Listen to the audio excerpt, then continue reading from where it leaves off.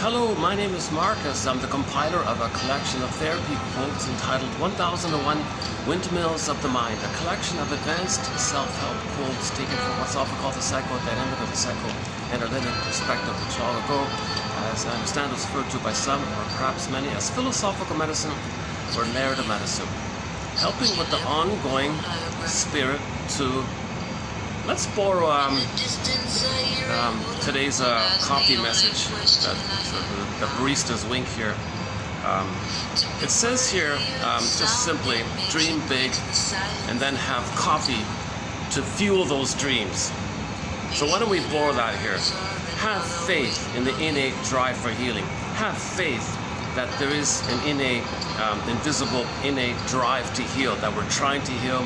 It's part of nature, that if we're wounded, we're trying to heal. And that's the premise here, that we are wounded. Okay?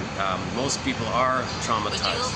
In the womb, at birth, perinatal, relational, interpersonal, developmental, weaning trauma, strain trauma, developmental trauma. And then our set points in the brain are whacked. The set point of the cortisol's too high, adrenaline too high likewise, oxytocin too low. Then we want to get out of that pain. That means we're in perpetual state of emergency, stress all the time. And the stress, that means you're always in fear, like a constant emergency. You never relax really. And then you develop kind of a personality, a variety of personalities around this constant fear of this constant stress mode can take place. The various narcissistic type, the bully type, the ego type, and so on. That's dysfunctional living. It's dysfunctional to constantly think that because your mother hurt you and you were scared, flash frozen, and your body's frozen like that, and you can't shake it off, you can't get back to normal, and then you're carrying this frozenness of the memory, okay, the frozen memory, the frozen ghost, okay, the frozen albatross or whatever, and the body correlate, and the body response to that's also frozen. So that's an extreme form of the so-called sympathetic stress response. So the stress is too high, So now nature says, oh boy, this person here, this member of Homo traumacus, or Homo traumacus, or Homo sapiens being traumatized. Now we call it Homo traumacus. Nature is saying, whoa, got Homo traumacus is wounded here. Well, how do we heal? How do we help Homo sapiens to heal? So the great spirit, nature, the forces of nature, the power of nature, this evolutionary power and the spirit and all the great spirit that makes everything, this whole invisible force that a lot of people talk about, it's trying to heal us. In nature, when something's wounded, it's trying to heal. Well, we're part of nature. If you don't believe that we're a part of nature, oh my God, that's a sign of trauma right off the bat. One quick image is, well, we're 70% salt water. Well, the Earth is 70% salt water. Think of that. We came from the Earth. If you don't believe that, listen to Carl Sagan. Oh my God, of course we came from the Earth. Of course we came from the microbes and the muck. Listen to Carl Sagan's clip, A Reassuring Fable. He's got this whole thing about billions of years of evolution. And the side point was the Earth may be just this little tiny rock or speck of dust, but it just so happens to be in a unique position, not too close, not too far from the sun, so not too hot, not too cold. The right conditions for the chemistry to allow life, to allow water. When there's water, then you got little microorganisms and cells, and things are developing and morphing and developing, evolving. And you got the muck and the bacteria and the oxygen, water, and things like cells. Whoa, cells are on the scene. That'll be single cells, right? Somebody joked the cells are lonely, so they multiply. Create these life forms and all that. Now all these life forms branching up, and the Great Spirit likes variety, and the Great Spirit likes that even each form is unique. Right? So anyways, you got the different lines, and then you got the line that led to the branching of the monkey line, and the line that led to the branching of the hominid line. So from the hominid line, only one hominid, roughly 200,000 years ago, grew the cortex. That was us. So we used to be called Homo botuensis by one theory. Okay, now there's an artist rendering of it in the newspaper, Homo botuensis. Kind of looks like us, minus the cortex. So Homo bodoensis developed the cortex. Only one hominid grew the cortex, called Homo sapiens. It was spread around like that. And then 10,000 years ago, different debates about it, somewhere between 5,000 and 10,000 years ago, due to the mismanagement of our discoveries, an accidental thing took place. And then due to our confusion around our discoveries, our brain chemistry kind of adjusted accordingly, and we didn't understand it. So, enter village to pillage, basically. So we entered into a traumatized state of ourselves, because in the panic to pillage, we had to traumatize the babies. And yesterday there was a quote about, two videos ago, there's a quote about one of the easiest, most efficient, most blunt way to traumatize a baby, give him birth trauma, put the woman on the back and weaponize gravity, so to speak, she said. So gravity is going to press, the baby's going to press on the mother's back. She'll get less blood flow, less oxygen. The mother can't provide the maximal pelvic space. And the baby might even bump up against the mother's tailbone, because she can't provide that proper spacing. And you don't have gravity that's supposed to flow with the contractions, with the oxytocin, with the loosening, and the baby flows. So you interrupt it. And you put, and to boot, the feet, the syrups thing, the stirrups, whatever. So that even accelerates, that kind of encourages the tail.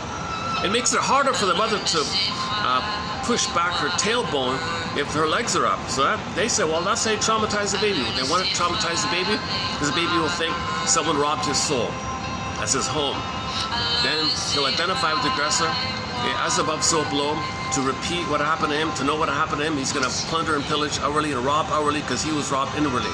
So his soul is his embodiment, is the home. Somebody robbed it with the birth trauma. With trauma, the soul flies away. And the pain, you identify with the aggressor. Repetition, compulsion, you repeat. So out there is you, and you treat others the way your mother treated you, kind of thing. We're very disturbed. This is a very disturbed thing, to deliberately traumatize the baby, to suffer they call it suffer the baby like that, to turn them into, quote, flying monkeys, to go and pillage and plunder. So man, oh man, then you got the most traumatized of the most traumatized of the most traumatized. Seems to be the 80-20 thing, something like that. Now I don't know why those with the shade of beige tone of skin seem to be more traumatized. The pineal gland disturbed, or the living in the colder places for a long time. That kind of thing like that.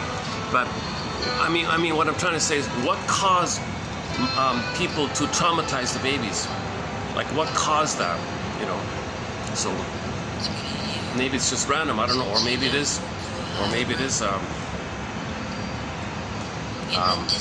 The weather, it was cold, and the panic to grab and hoard or something. I don't know how. No one knows how it happened. No one knows our history. See, when we don't know our history, you see, we're kind of like influenced by it. Like just as a person doesn't know their personal history, they repeat. Some people argue it's kind of maybe a little bit analogous. If we don't know our world history, you know, there's that kind of like. At the same time, people are evolving and healing. So there's two things going on. There's the ignorance of our history and the innate drive for healing. So there's this innate drive for healing. That's what you want to feed. That's the wolf you feed. You want to search for understanding and healing and feed the healing, feed the love. Okay, feed the love. And then the hurt, that's the anger. So love and hate. Well, hate means it was an SOS that love wasn't met. So this confusion of the battle between good and bad, or love and hate, it's a little confusing because hate, as mentioned recently, is just an SOS that the love needs are not met. It's the same life force. The baby's life force is reaching for mother. Block, stress, fear, maybe some shame now, scared, fear, shame, build it up. Mother's misattuned, malattuned, mother doesn't get it, cunning tail, out of it, doesn't understand the signals, because the line of communication was broken when the baby was removed from the mother, and the cord is removed, the placenta is removed, the baby was put away, the baby can't establish the communication line, so baby sends a signal, mother doesn't get it. Baby's crying, mother doesn't get it. Mother's triggered, because she was crying and she was triggered. She doesn't want to feel her being triggered, so she treats the baby the way she was treated. So the baby's going to end up in a final pathway. At the last ditch resort for the baby, the most desperate issue is that when the baby gets to the point where he thinks he's going to perish, he's in peril, he's going to send the most desperate SOS signal he can figure out. That's called anger. So anger is an SOS. Okay? Mother, I'm in peril, I'm going to perish. SOS, SOS, mother, SOS, mother. So that's all it is. It's the same life force, but it's block, stress, tension, tension. Then it gets to the anger. So anger is the tension of the stress of the love needs not being met.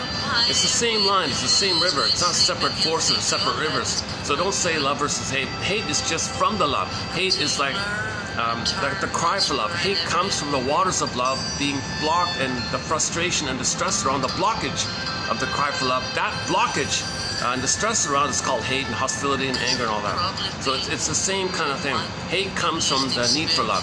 Hate comes from the need for love. Put it that way. Anger is an expression of my needs.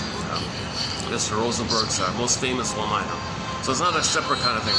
Okay, we covered some good quotes on this topic by Mr. Ian Suddy in his book called The Origins of Love and Hate. Karen Horney's material, Paul Holinger, we're currently discussing a little bit as well. So there's kind of like two things going on, right? It's kind of like a midlife. You know, somebody's in midlife and they gotta realize they're traumatized, so they want to work towards healing and support the forces of healing and engage in the cooperation to heal. So you want to have faith.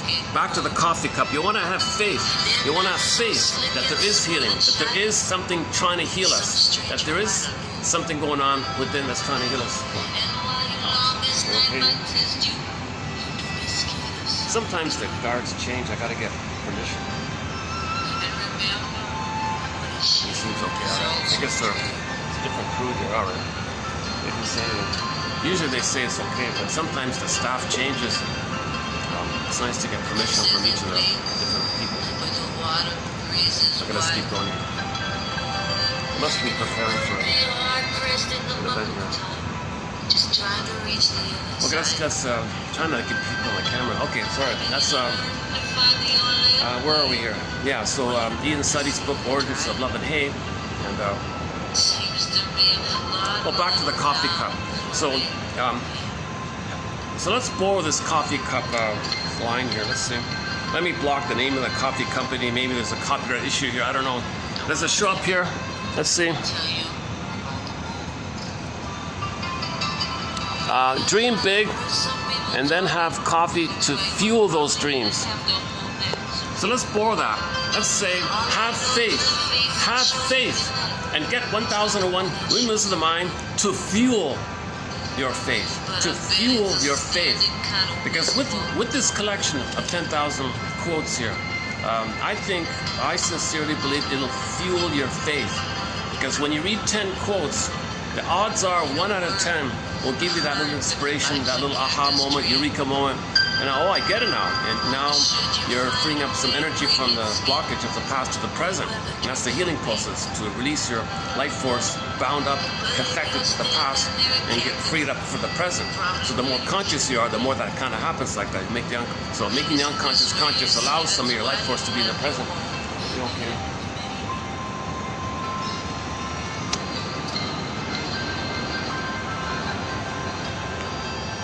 Let me double check your permission here. Hold on a second. That life is only time and space. Then I guess I've seen the best of it upon your tender loving face. And the faith that you bestowed in me gives me a solid sense of place. I learned to say fire water, earth and air. I learned to say fire, water, earth, and air. I learned to say fire, water, earth, and air. And I'll see you there.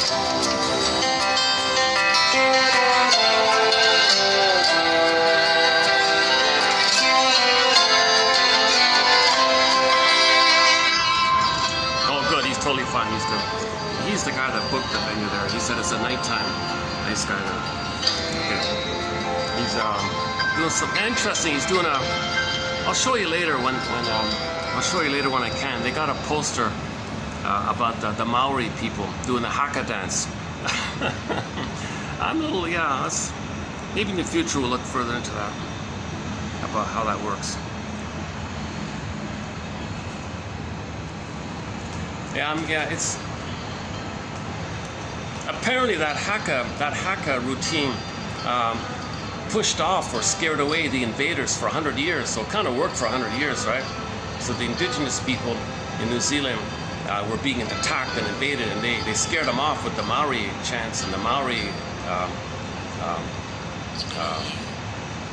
displays, I guess, and it held off the attackers for 100 years apparently, and then they came back 100 years later with weapons and took over the country. Sad story. Really sad story. See, the invaders like that, they're saying, well, my mother invaded me. My mother invaded me.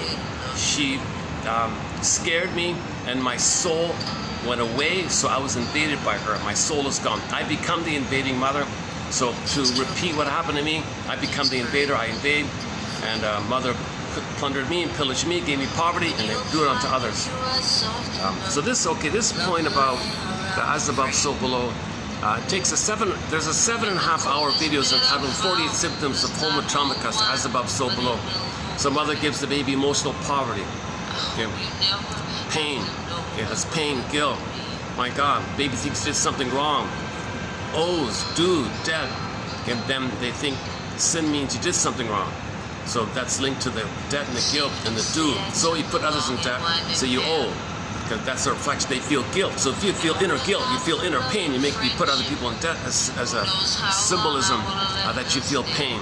Because in German it's very clear. In German and in many other languages, debt and guilt are the same word. So anyway, there's a huge topic on the plunder system. So we went from village to pillage. I'll show you the painting later. The haka dance guy. When I was young, I was in service to my parents. I think that guy in the Al Pacino movie, Any Given Friday, is that right? At the halftime, the inches speech, the Al Pacino giving the famous speeches about the inches. They were behind in the halftime. He gave his famous football locker room speech. One of the guys in there, one of the football players in there, it looked like he did the haka mania or delusional mania. Maybe the haka dance, maybe the trick of the haka dance is if you can convince yourself that you really are one with the universe, and you feel that kind of power like that, and then you're with that belief. See, babies think they're kings and gods, are all powerful little kings and gods, right? So if you can chant yourself into that, or do some routine to trigger that kind of thing up, then you might feel that kind of force, and with that belief and all your energy like that, maybe something like that. I don't know. I gotta check it out. Oh, hi.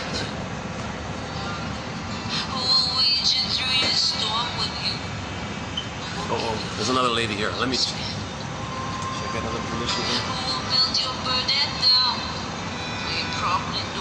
Well, the guy just told me okay, but she looked at me kind of.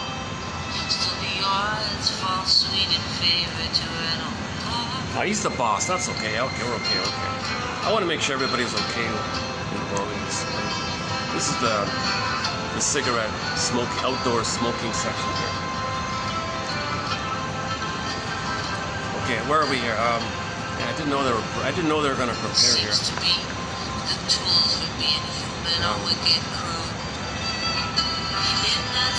The song you're hearing is a song called Cactus by the folk singer Farron. I played it yesterday in the park with the hopping birds. That one there. And so I just took a peek at the lyrics, and I thought I'll comment on it maybe a little later. There's no fan here, I'm baking up here. There's a problem with this play. You see me sweating. It's still like close to 40 with the heat index, and there's no AC here or no fan, no breeze or anything. I'm in a sauna, to tell you the truth. Like, I'm really baking here. So let me take a moment. you learn to say I tried.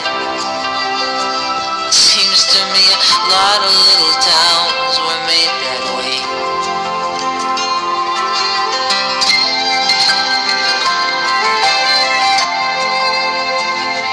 Now while I'm at it, let me tell you about the moon. Because I heard some people talking, looks like we're probably gonna have to move there soon. All I know is the face it shows at midnight, it's not the one it shows at noon. But I bet it's a standing kind of wistful from over there.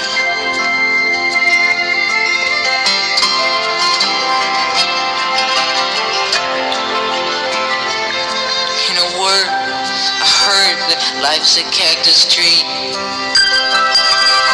And should you find a way to break its skin, will you ever drink from me? Oh, there's the line there I want to talk about.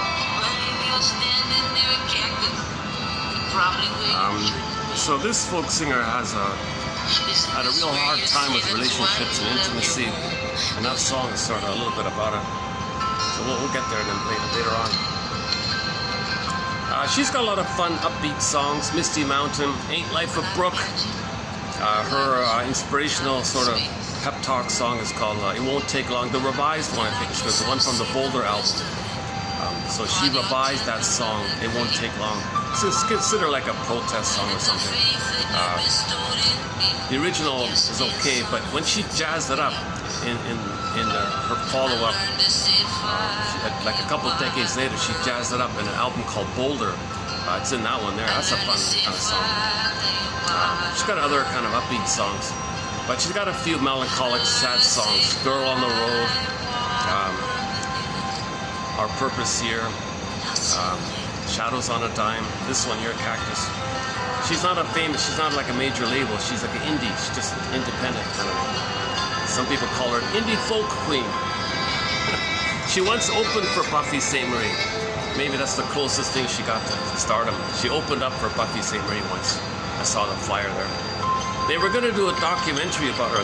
They announced that they were going to engage in the process of creating a documentary about her. She has an interesting life. Never got done for some reason.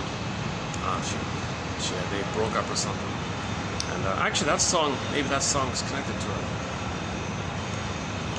Okay, let's. I got a little sidetracked here. Let's get back on track here.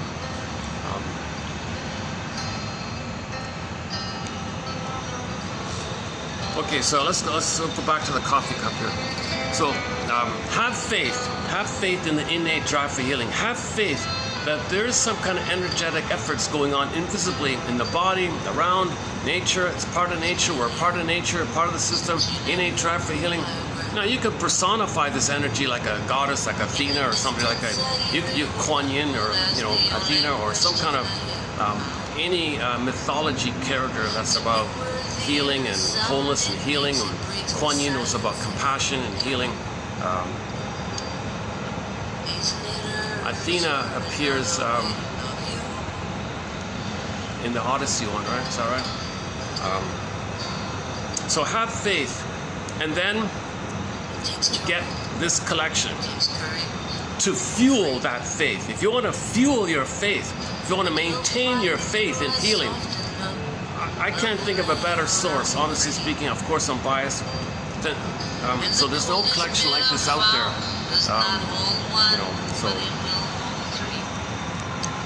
Disclaimer times 1,000. I'm not a doctor or a shrink or professor, so I'm making mistakes, but I'm updating. I'm learning the process myself. So I'm not a doula, nutritionist, gynecologist, forensic psychiatrist like that. I'm finding interesting quotes. I'll post 10, and when I read them back, it tends to be one goes, oh my God, yeah, okay, there's something there. And I hope that's the case for others following along kind of thing.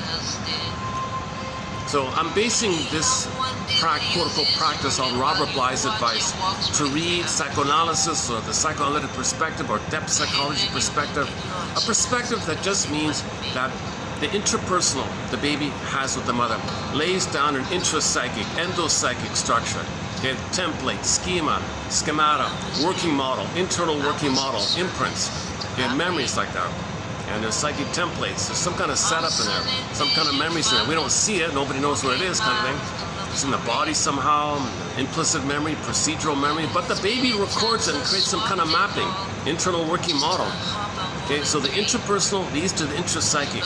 Human connections lead to neural connections. And these neural connections, these memories lead to fantasies based on the internal representation that he created by the experience. And this internal representation, or internal object relations theory, they call it, you see the world through that all the time. Every day you see it through that. Next day you see it through that. Next event you see it through that. That's Bowlby's definition of repetition compulsion, constantly seeing everything through that lens. Now if that lens is troubled, okay, then you're distorting things like crazy, okay, to fit the distorted thing. So that's your understanding. It's painful, but you survive, but it's dysfunctional because you're not in that place anymore, but that's you're frozen there, right? And you're afraid to let it go, you're afraid to release it, you're afraid to grab the pen and write a new script, kind of thing. Go to the Twilight Zone episode entitled Gabe's Story. It's all about this. We gotta grab our own pen. Oh, they're still there.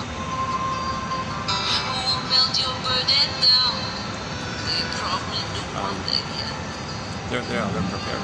Oh, they're just gonna sit right there. Maybe I should move. Oh, they're working right behind me. Is that alright? Is that alright? I try not to get people to camera, but sometimes something like this happens. Problem is, yeah, I could move. Let's see.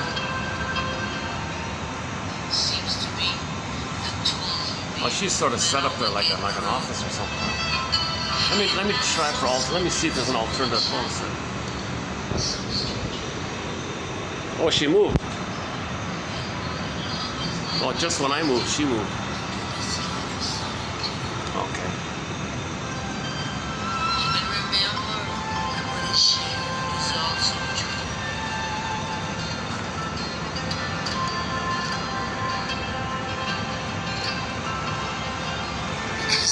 That's why I don't want to be here when they're preparing for this kind of thing. I didn't know they were preparing one today. Okay, let's I'll be more careful next time. All right, let's go back to the coffee cup. This is the third time we're discussing a coffee cup message. Have faith, and then get 1001. Get for yourself 1001 witness of the mind to fuel that faith. To fuel this faith. Have faith in healing. Have faith that there is an innate drive for healing. And then get this collection. Follow Robert Bly's advice to read this stuff for 10 minutes a day. Because we're posting self-help exercises. We're posting a lot of great quotes from excellent analytic authors.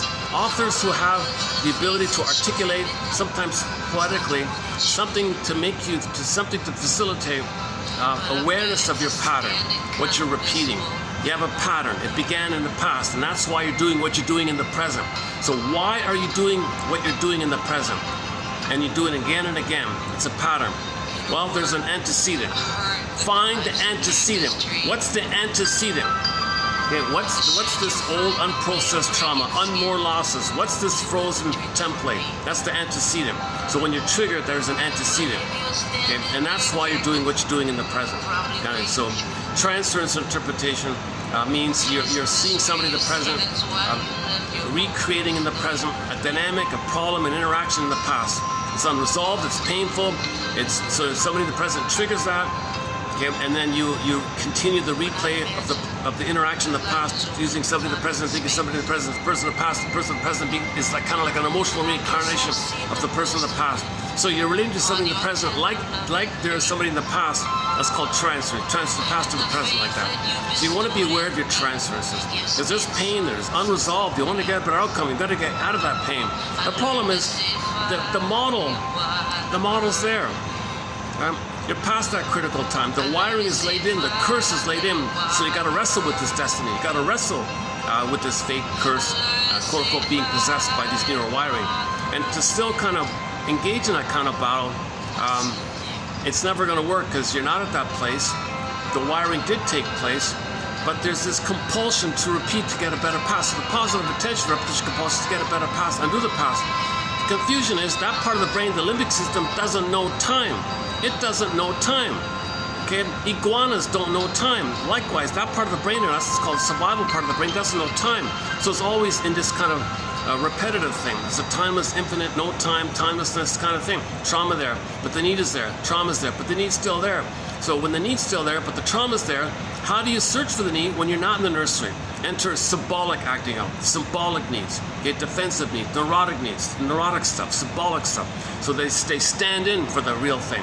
So you're searching for the fake thing, thinking maybe your survival brain doesn't think in those terms. So the conscious person is reaching for symbols, and then enter the cortex, give you rationalizations to keep you this unrealistic hope that you're still in the past. But no, consciousness should tell you that you're not in the past.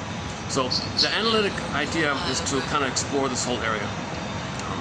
And how do we build our ego? How do we make ourselves conscious enough to hold the phone, pause, okay, antecedent here, antecedent, you're triggered, antecedent, you're doing something, the same thing over and over again. Oh, there's antecedent, what's the antecedent? What's the antecedent? That's the message from the last video. Yeah, so when you're triggered, just say to yourself, that's from the antecedent. That's from the antecedent. So at least you know there's a past-present link like that. And then the language of the antecedent, the communication of the antecedent, the communication of the past trauma communicates to you through the body, viscerally, through the sensations. Okay, so you feel stress in the body, you feel tension, you're revved up, things like that. So you want to be aware at least of those three. Something triggered, that's the minor thing. Trigger the major thing in the past, and your body's responding like there's a fear, like a danger in the past. But you're not it's not like that, right? You're not in the nursery. You're not going to perish. Your mother's not going to abandon you. You're not going to be, but your body's kind of wrapped up like that. So you got to kind of observe that something in the present just resembles something in the past. And this thing in the past is trying to come to your attention. And you're drawn to things, you're drawn to people in the present to trigger the past, so you can know the past, to get your story, get your history, so you can stop repeating. Are we okay? Oh, they're on the other side, all right. Maybe I should just ask him, is it better if I leave or something? No, he was very encouraging. He said, no, we're just using indoors, we're preparing it for tonight. We're not even using the outdoors, he said. We're fine, he said. Okay. Okay, where are we here? As many times I swapped it all just to hope a moment dream. Looking back, it was the most expensive way to get around. Well, that line there, it's so expensive. She said the lyric was the days are sunny, but she's driven by pain. And she's searching for pain. She gets on the train because of the pain. But why? It's a sunny day out there. So there's this pain in the panics of stress, survival. But reality, the sun here. So it's not a bad little song, actually. It's, one of the saddest songs, lyrically wise. But also a little reflective and insightful. That's why she's has a following like that.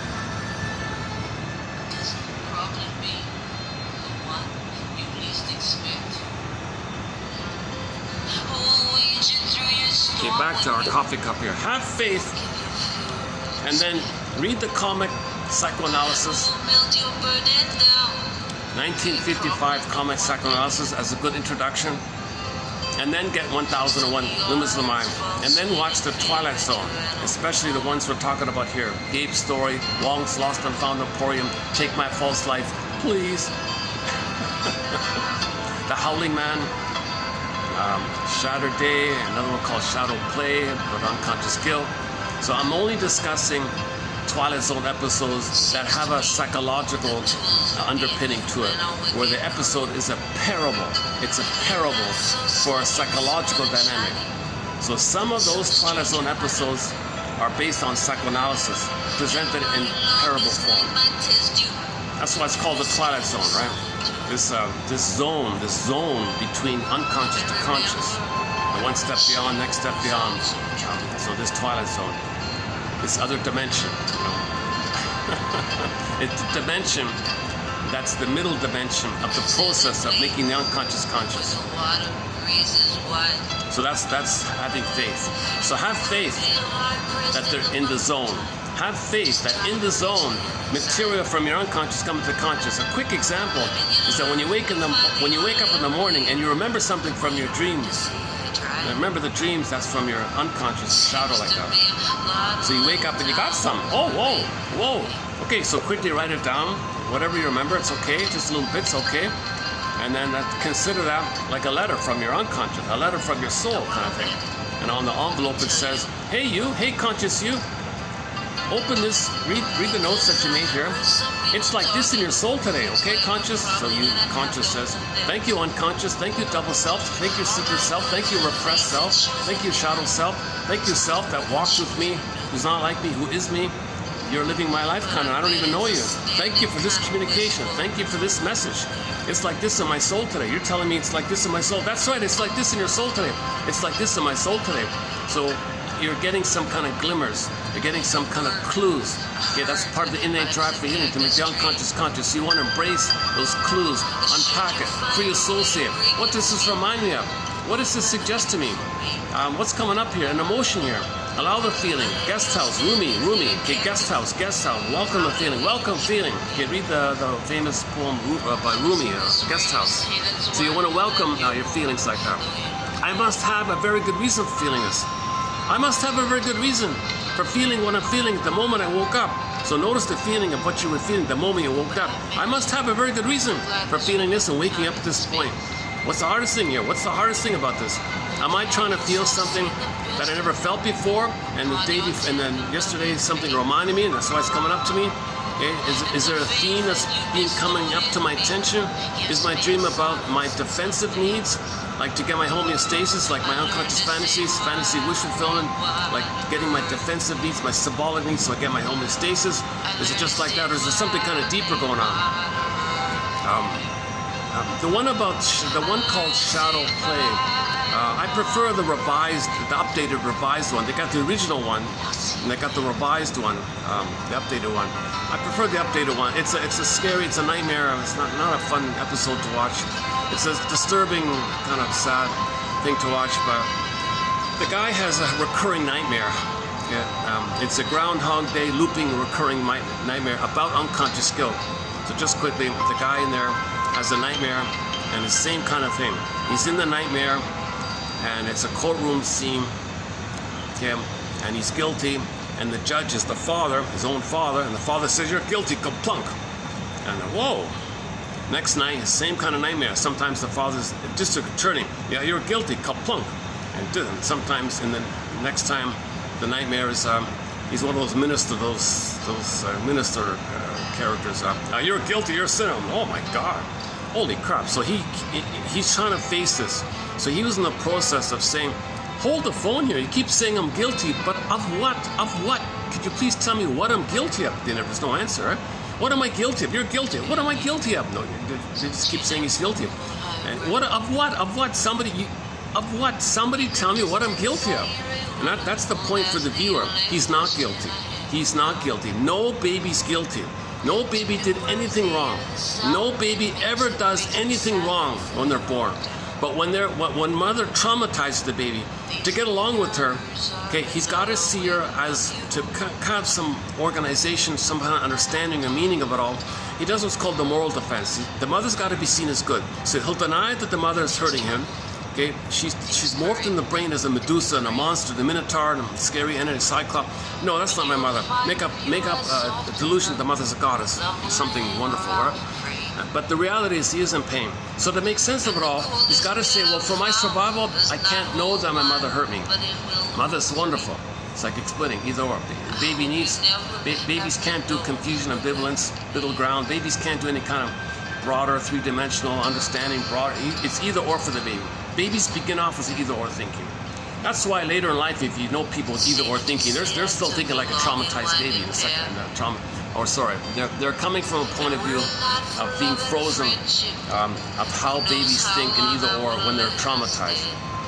So he, the moral defense is the baby wants to make some kind of sense of it all. So he says, well, mother must be seen as good, kaplunk. He's like a little judge, kaplunk. Remember, he's a king and a god, kaplunk, your mother's good. Now, because he's in pain, he thinks, well, maybe he's defective. Mother doesn't want him. So that's shame. He feels shame, right? Now, maybe being defective, mother's punishing him for being defective. That's guilt, shame and guilt. Whoa. Baby says, well, I'm a god, I'll fix the mother. Can the baby fix the mother? No. So he's guilty again. So conclusion, okay, you're no good. You're guilty. Okay, so babies begin with this idea of I'm not okay, you're okay. Babies begin with this thing called unconscious guilt, unconscious shame like that. They weren't born with that. They developed that attitude after mother hurt them, after mother traumatized them. Then he thought that to get along with her, to organize some way to get along with her. He's lying to himself. He's lying to himself on so many levels, just to get along with the mother. I don't know why it is, but that kiss will be the haunted one. Okay, so back to the Twilight Zone. So this fellow, I forgot his name. This fellow was having a nightmare and kept saying, what am I guilty of? What am I guilty of? And the point was, he's not guilty. Similar to the Franz Kafka one, right? Somebody tells him he's guilty. Of what? Of what? No one tells him. You know, it's a similar kind of idea. The moral of the story is no baby's guilty. No baby's wrong. No baby's born bad or sin. No baby did anything wrong. There's no such thing as being born guilty or being born a sinner. That's nonsense. This slogan is to, because when there's trauma, we think that. You say others are guilty, and since you're a sinner, that guilt, that means you owe, you do debt. So you put them in guilt, you gotta pay, you gotta owe me, kind of. So if you perpetuate others being in guilt and debt when you say they're a sinner, because they feel unconscious pain when they're traumatized. So that this is part of the machinations of the pillage and plunder system. Make people feel guilty, then you put others in debt, and that's how you plunder or pillage, kind of thing. Okay, again, that's a 7.5-hour video to do that topic justice. So back to the Twilight Zone. So he was trying to face this issue, and and we got glimmers of it all because he kept saying, what am I guilty of? Could please somebody tell me? Could please somebody tell me? And you keep telling Father, you keep telling me I'm guilty like that. Okay. Now, this issue with the father, it's really a transference from the mother to the father.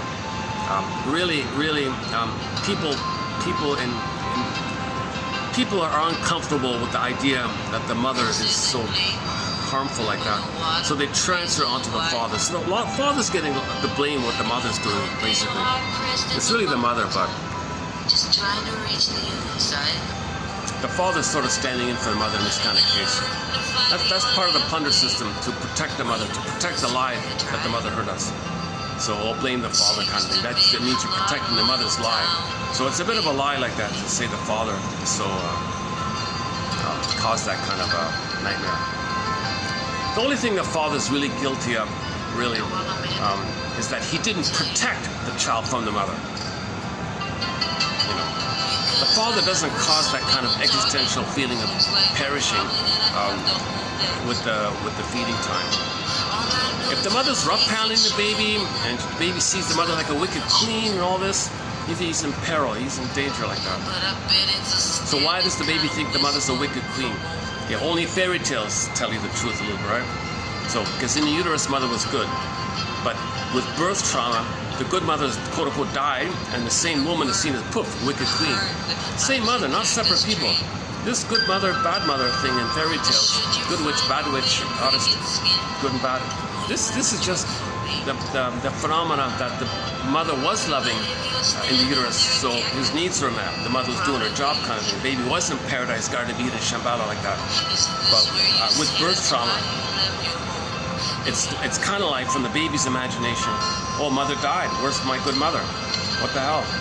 Who's this now? Who's this strange thing? What's this? It's this wicked queen here who thinks it's all about her. Doesn't care about me. And she's envious of me, and she hates me and all this.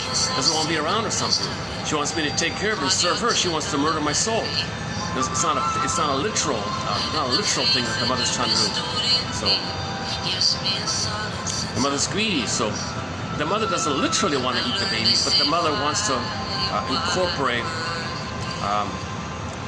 the love supplies from the mother and use the baby as a stand-in for the missing mother. It wants the love supplies from the mother to turn into the baby for that. So the baby thinks she's like a cannibalistic monster like that. Cyclops, Lestigonians, etc. Are they still there? Oh, Jesus. Maybe I shouldn't. I guess they don't. What if I do it like this? Maybe I should move, huh? Oh, I thought she moved or something. Hold on a second. Yeah, okay, hold on a second.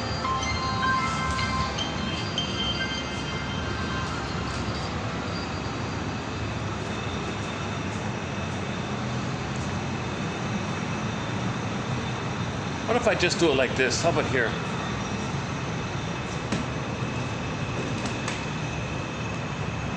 What if I do it like this? Yeah, okay. Let me get my stuff. Hold on a second. Give me a second.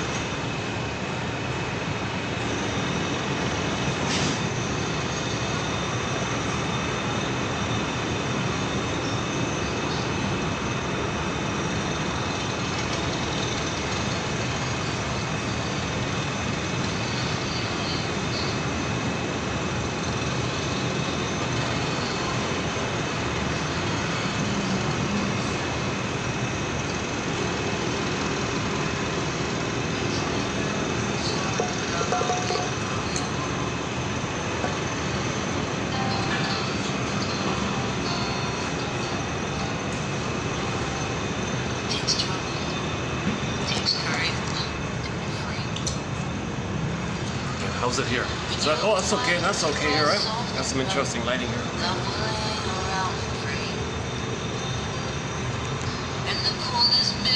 Okay, so we have a major thread on psychological interpretations of myths and fairy tales.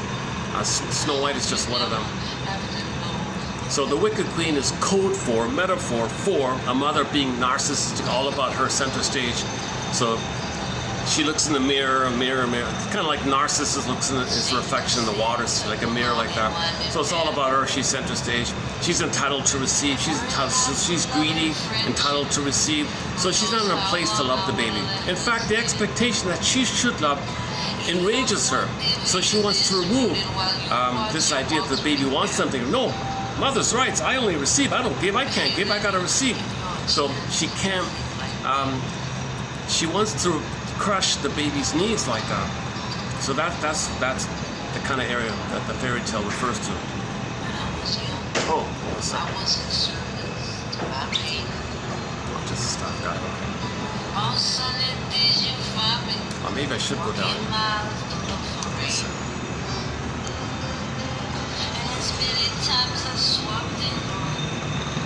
How is it downstairs? Let's see.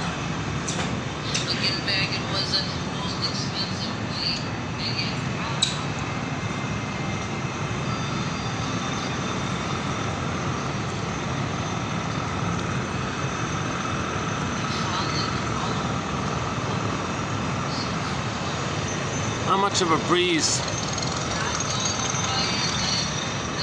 I'm probably still better off staying here.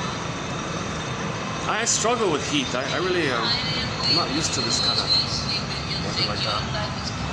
Still trying to get used to, still trying to adjust to this kind of hot weather. A lot of people are used to it. They're fine with it.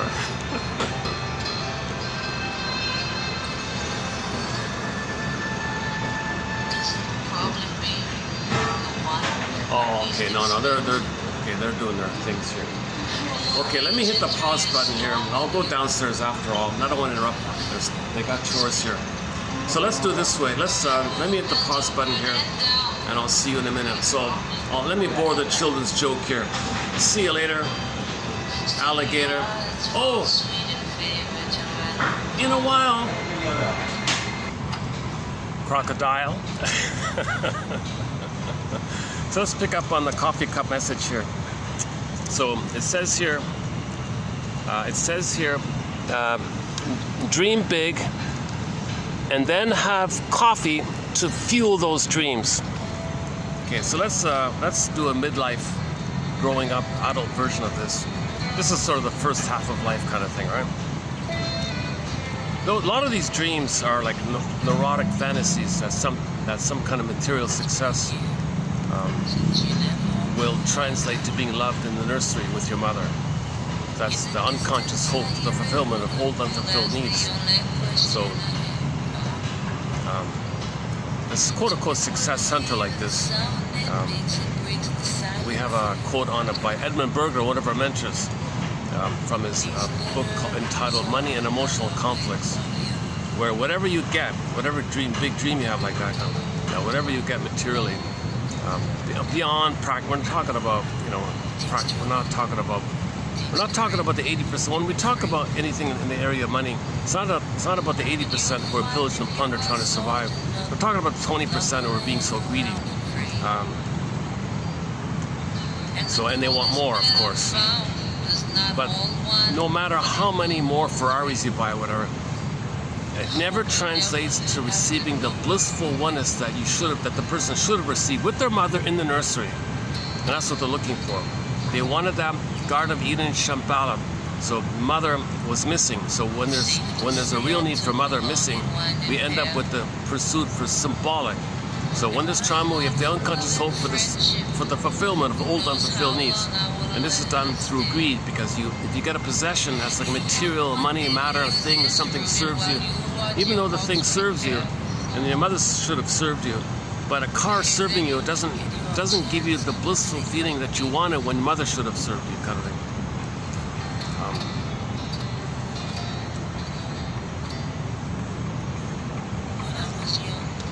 So let's do a midlife version of this. Have faith. Have faith.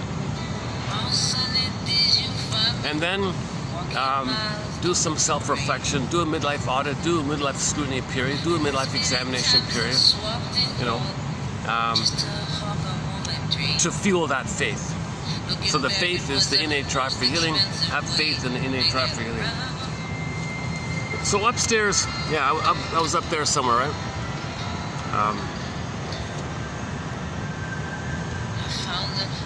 I'm not really sure exactly what they're preparing for, but there was a big poster of a Maori guy, like they're doing a haka dance thing, maybe to excite the audience or enliven the audience. It's just like a contagious effect, right? If he's so enlivened, that Maori guy, so excited like that, the viewers might feel a little, mirror neurons. And, you might have the fantasy for yourself, and the fantasy gives you a little excitement or something. So it's a little inspirational like that, maybe. Yeah, so in the Shadow Play Twilight Zone episode, he was trying to identify what is he guilty of specifically. The father wouldn't tell him. But that was code for the mother, really. They didn't want to show you the mother like that. It should have been the mother in there. The father's never really guilty that much. There are exceptions, of course, but this kind of raw existential guilt, pain, the real issue of feeling this deep existential guilt, that comes from the mother. The father can't cause that most deepest existential guilt. That takes place during the nursing time, because the baby needs the blissful oneness, and only the mother can provide the blissful oneness. Only the mother can provide a social womb. Only the mother can provide that.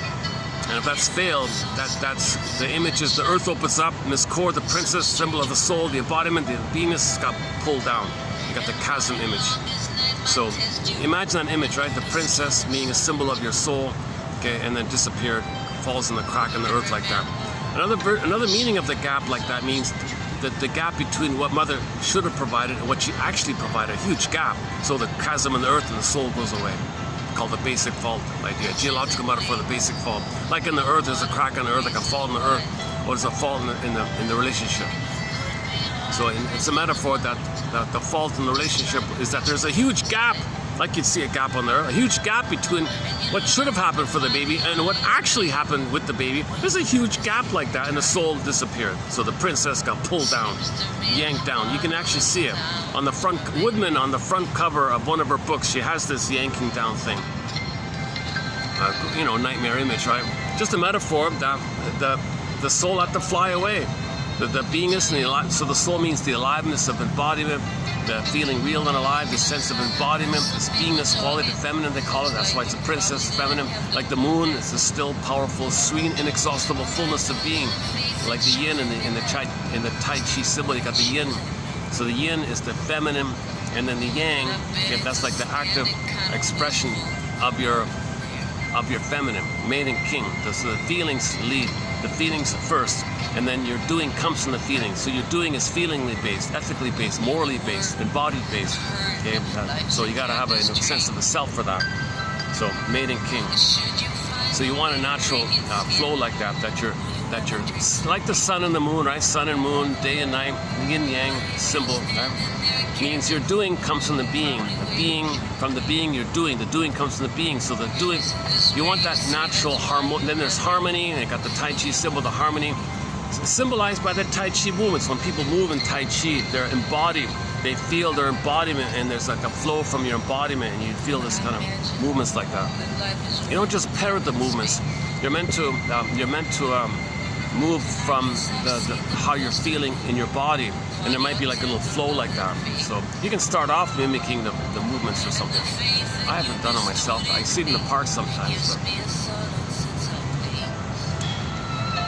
But if the feminine is wounded, the masculine is distorted, wouldn't assign.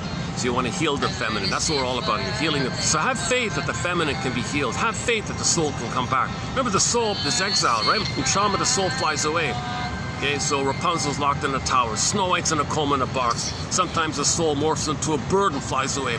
Morphs into a fox and runs away. Go I know not whither and bring back I know not what. So that's the first thing that happens. Go to the video, go to 2 videos ago. 3063, is that right? Did I get that right? 3063. The first hour, hour number 1 of TQ video, the video entitled TQ 3063. That's a bit of a classic here in our collection. That's a classic video. That's one of the greatest videos in the greatest hits of videos here. I would say it's one of the better ones. Check out the first hour there. I was kind of energized and animated because I was doing a preview of a lot of upcoming quotes that are in the pipeline. So we got a lot of excellent quotes in the pipeline coming up, and I was in preview mode 2 videos ago with that.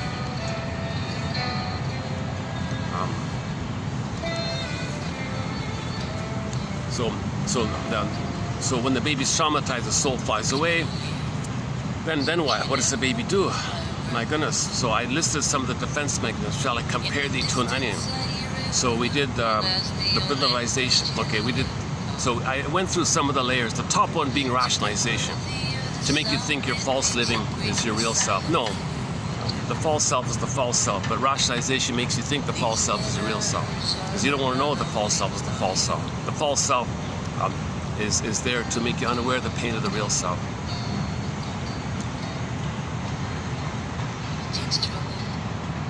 And there's a theory about the major crime confession to lesser crime dynamic explained by Berger in that midway area. So between the soul flying away and rationalization, in the middle you got some defense mechanisms described by Berger. So that's in that video.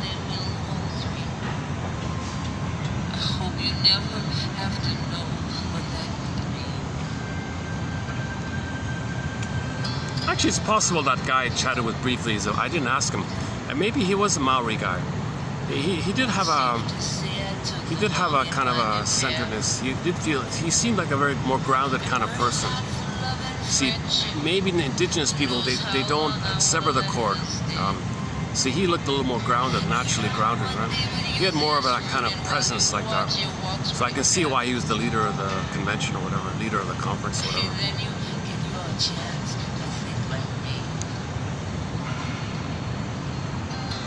Because if you're grounded, right, there's that back to the contagion effect. If that guy has more of a connection to his beingness, it stimulates in others around him permission so they can get in touch with their beingness. He feels safer with people. If the leader's embodied, you feel safer, so you'll think better, you'll think more clearly, you'll work better like that. So you always want the leader to be embodied, right?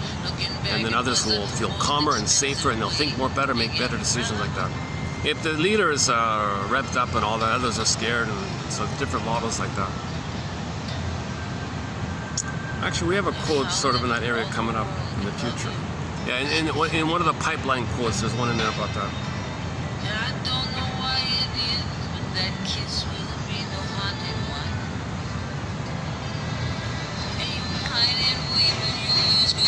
Okay, so let's say that, like the coffee cup says, you get 1,001 movements of the mind, and you get to that video 63, the one done at the Swan Place. I think that video will fuel your faith. I think that video might fuel.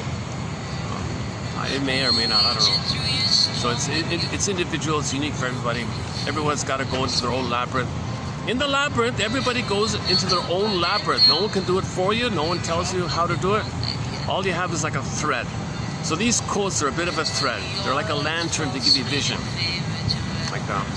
So you got to be your own hero. You got to be your own Theseus to face the Minotaur. You got to be your own Perseus to face the mother complex and Medusa. You got to be your own Odysseus to find your embodiment, face those maternal voices, face how your mother told you, don't grow up, just stick with me, I'll take care of you. You don't be yourself. Forget about home, just take care of me. I'll be nice to you if you take care of me. I'll reward you if you take care of me and serve me. No. So you have to face those kind of, that's Calypso, right? And the Circe and all that.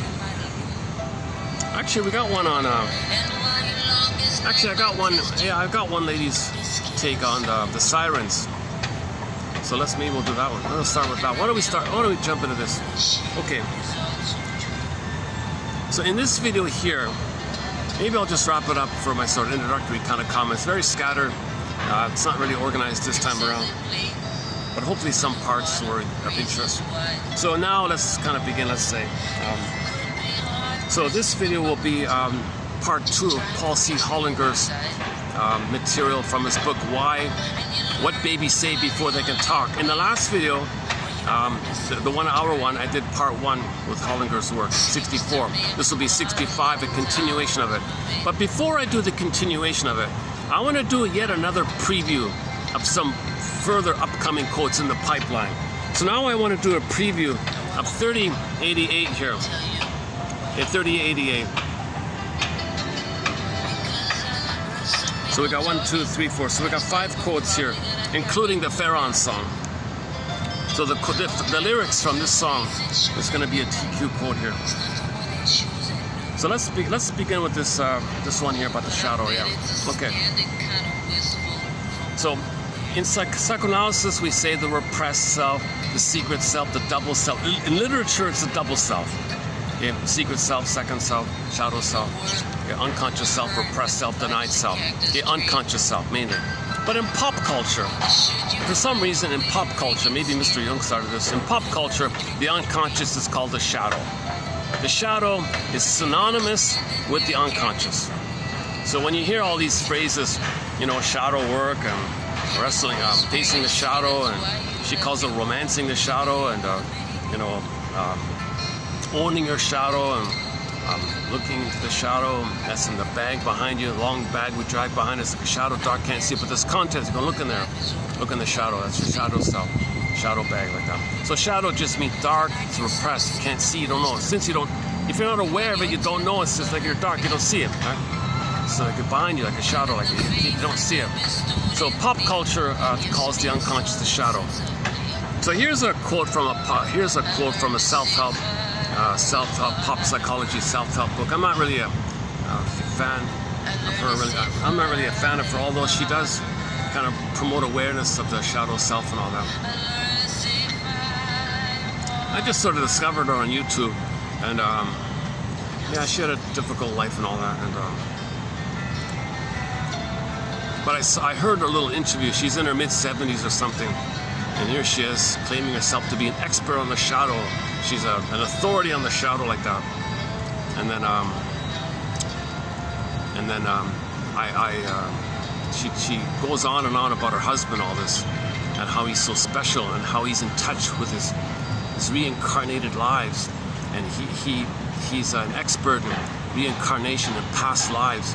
The moment she said that, okay, whoa, you're out of it. You're out of it. You may have passed along some useful bits, but you're missing it. If you really believe that stuff. Things like past lives and all that, that's just metaphor for psychology trauma that you don't know. Ironically, it's shadow material. No, this guy, he can tell me that, you know, in the year such and such he was that, in the year such and such he was that. He's special like that. I'm telling you, he's some special. So out of curiosity, I just clicked his podcast. Oh my God, what a seethingly dark, grim, intolerable, nasty character. That's your husband? Doesn't use his name, his sunglasses. Oh, shame, shadow. Oh my God. You're saying he's some kind of white. Oh my God. So this is just sort of typical charlatan kind of self-help charlatan kind of used car salesman. That guy who did the Est one, he was a used car salesman. The story was he's driving his car, driving some clunker he's going to sell it or something. Said to himself, my skill in selling these broken cars, why don't I just sell broken self-help seminars? And he made $1 billion. So there's a whole flush, there's a whole rush of self-help kind of things. So even a broken clock is right twice a day. The best way to tell a lie is to include a few crumbs of truth in it. So when you read self-help books, you might gleam a tiny little bit here and there that they relay them to hook you in, the bait. So they use bait to hook in all the nonsense. They want supply, they want your attention, they want your money, they want you to admire them. They're center stage. They're doing a narcissistic kind of thing. These self-help protocol gurus are doing a narcissistic thing. So I kind of think he's more or less in that area. So anyways, I just have the one quote here from her in 3 parts here. So the most useful little bits right here, I think. The shadow sabotages your conscious intention. Okay, that's commonly known, right? You have a conscious wish, but your unconscious says, you're betraying the script. You can't be free and do something that you consciously want because you're tied and you're clutching to mother's apron strings and you're angry there, and you got to resolve this anger here before you can make free choices like that. You want to bypass that? No way, I'll sabotage it. So your shadow self, your unconscious self will wreck it because you're betraying the person. You're betraying your anger, spiritual bypassing. You're betraying your soul. Your anger comes from your expression of your soul like that, your soul needs. And you want to bypass it, your conscious, forget it, get over it, forget it. That's your conscious, unconscious. No way, man. You got to face me. You got to face this kind of thing. You were traumatized and you're hurt and you're in pain. You want to pretend it doesn't exist? So you create a character like that, like an unconscious self character who's stubborn like that. So you got to respect this character. So you got to listen to your shadow self. Your shadow self, the shadow knows, back to the shadow knows the trauma, the shadow knows the traumatic script, the shadow knows what went down with the mother, the shadow knows this. You want to bypass that? No way, man, forget it. Robert Bly jokes, it's like some guy,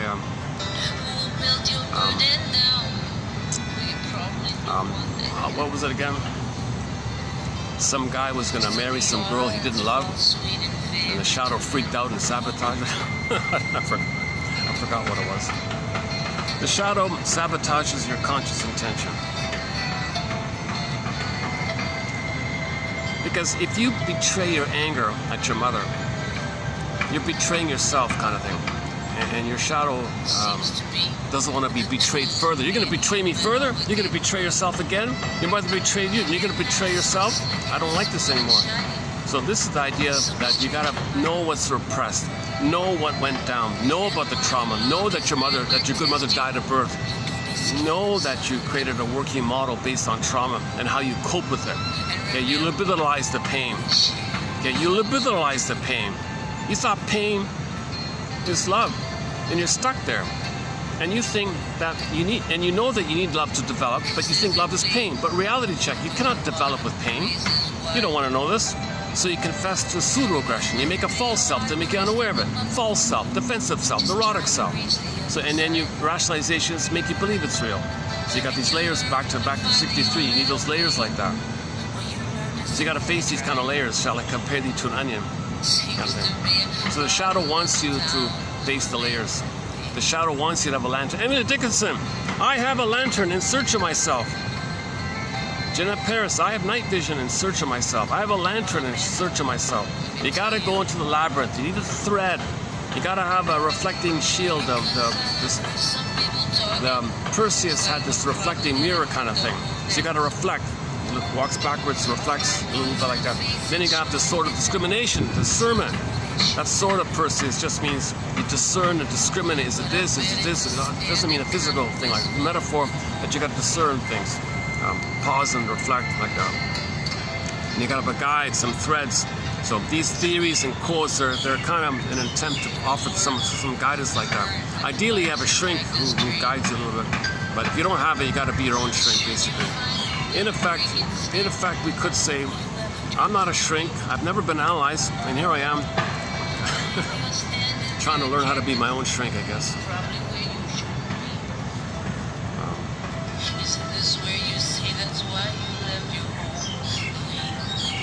Because the shadow makes you repeat the past in the present to know the past. So you want to bypass that, do something in the present that's not the past? No way, man. You got to first know the past before you're going to love in the present. So the present is just going to be co-opted for the past, and the present is just a replay, reenactment, restaging of the past. You want to bypass that? That's a force that does that, compulsion that does this. There's a lot of pain back there. So this is the iceberg metaphor. There's a puppet master in there. They're just a little mindless puppet kind of thing. So you got to pay attention to the unconscious self, repressed self, the one who walks with me, who's not like me, who is me, called the double self. So in literature, they have the thing called the double self. Everything about you that you don't know, all your gold, all your potential, who you would have been had you been loved, knowledge of the trauma, your energy there, your life force, your script, what you're doing to make yourself unaware of all this, all that knowledge, all the energy is your repressed self, your double self. So the therapy idea is you want to dialogue with your double self or your shadow self, romancing the shadow, romancing the double self, saying it's all synonymous. So the self-help people say, well, something in your unconscious, in order to dialogue with your unconscious self, take some aspect of it, like take some part of it, and maybe create a character, let's say, and then see if you can dialogue with him or notice him. So in the podcast I heard with her, she said about emotional eating. That caught my attention because that's one of our threads, emotional eating. So you're not physically hungry, but you use sugar or whatever, or ice cream, whatever, to have something like ice cream gives you the fantasy that the breast is there. It's not the breast. You don't think it's the breast, but you have something to stand in unconsciously where you could be one with the breast. It's a triggering mechanism called ATM, addictive trigger mechanism. So you have some ersatz self-object, an ersatz breast. You don't consciously think the ice cream pint is a breast. You don't, no way, of course not. You couldn't, you wouldn't, it doesn't work, right? So, but your unconscious is driving and reaching for the breast. So you look for symbols of breast. So the pint of ice cream is a symbol for the breast unconsciously. And that functions as a fantasy exercise because you want the fantasy exercise. The fantasy is you're one with the breast. If you get that fantasy, you can trigger the time you were one with the mother, and when you blip up those old fantasies, those old memories of when you were one with the mother, even if it was just in the uterus, then when you blip up the good old days, you get some chemistry by it. Okay, so the ersatz self-object, addictive trigger mechanism, it functions as a triggering mechanism to trigger up the old fantasies. And from the fantasies, you get the chemistry from the fantasies of the past. And the good feelings you get from the fantasies, that's what you're after. You don't care about the ice cream. You want the effect the ice cream gives you in the end. That's called emotional eating, right? And it could be with wine, it could be with other things too. So if this is going on, if this is kind of going on, where you're triggered that you were unloved and lonely and unsoothed and uncomforted, and you wanna do some nostalgia, pathological nostalgia, and you're dependent on this nostalgia. So it's a kind of a nostalgic exercise to bring up the good old days in uterus, kind of. So you want to stop this nonsense, right? So you got your hand on the cupboard looking for those biscottis. Where are the biscottis? What happened? Are they gone already? So when you got your hand on the cover, okay, so you're triggered, right? You're triggered. You're triggered that you're alone in the room or something, and it reminds you that you were alone with your mother. She wasn't around, she abandoned you, she's on the phone, didn't meet your needs, didn't soothe you, didn't comfort you, didn't take care of you, didn't make you feel safe, and now you're alone in the room or something, and you're feeling that maybe. So you're triggered. So when you're triggered, notice you're triggered. Again, the antecedent was you weren't soothed and comforted and loved with your mother. The antecedent. So the physiology is going, oh, I'm scared, I'm panicked, oh, well, do something. Bring up the days when I would take refuge in the time of the uterus. So you regress back and take refuge in the time of the uterus. So how do you do that? Well, blip up the memories. So how do you blip up the memories? Well, fantasize that the ice cream could be the breast, and that would bring the oneness. Okay, so notice that when you're triggered, and there's an antecedent. The antecedent, you gotta identify the antecedent. That your mother didn't love you and soothe you and all that stuff. Didn't give you the comfort and the sweetness and the soothing and all that. Okay, so that's the antecedent. And that's why you're feeling what you're feeling in the body. That's why you're rushing to looking for the biscotti kind of. That's the defense mechanism. That's called symbolic acting out, defensive acting out, neurotic acting out. Emotional eating is neurotic. Eating because you're not hungry to blip up fantasies of when you're in the uterus to get the chemistry of the good old days in the uterus when you were bliss in heaven in the uterus. That's neurotic stuff. You're not living in the present. You're looking in the past all the time. You're living in constant nostalgia. It's neurotic. You want to live in the present like that. So, whoops, what was that?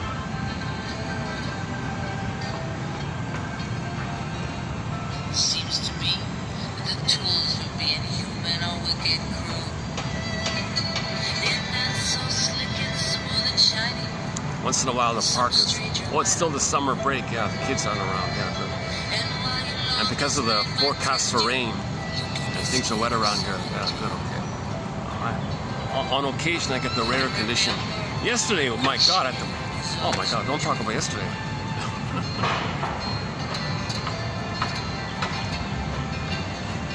It's ironic that this tiny little park offers me more of an opportunity to do a video than that major one at the other end of town.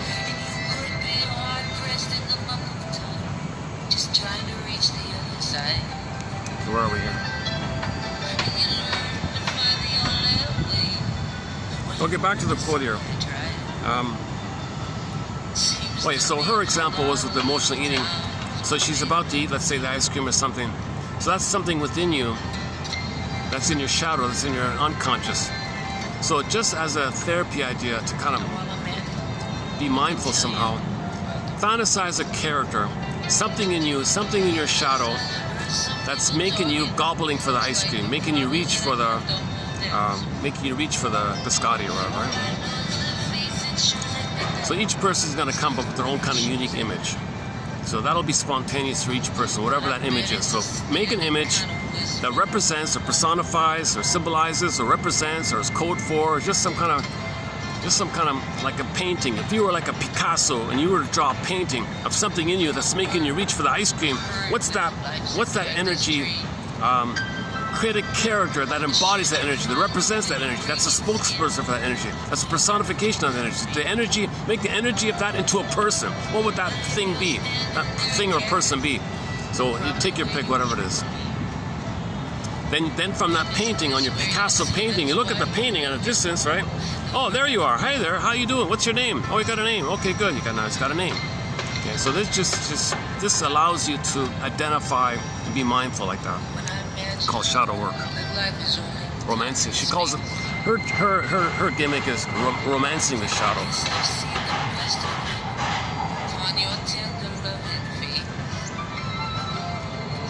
Okay, and then the next step is invite that character in the painting to dinner. Let's have dinner. I'll buy. I'll pay. We'll have dinner. Let's talk. Talk to me. Talk to me.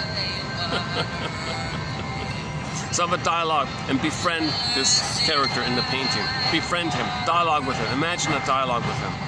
Now, if you get stressed out, do a timeout, do a pause, and say, well, wait a minute, I'm the person here. I'm the center here. I'm the person. That's just a part of my memories in the past here. So keep the proper perspective. So you own the restaurant. Okay, let's just say, put it in a fantasy world. I own a restaurant. Let me treat you to a meal. So you're a guest. You'll be a guest in my restaurant. Guest house.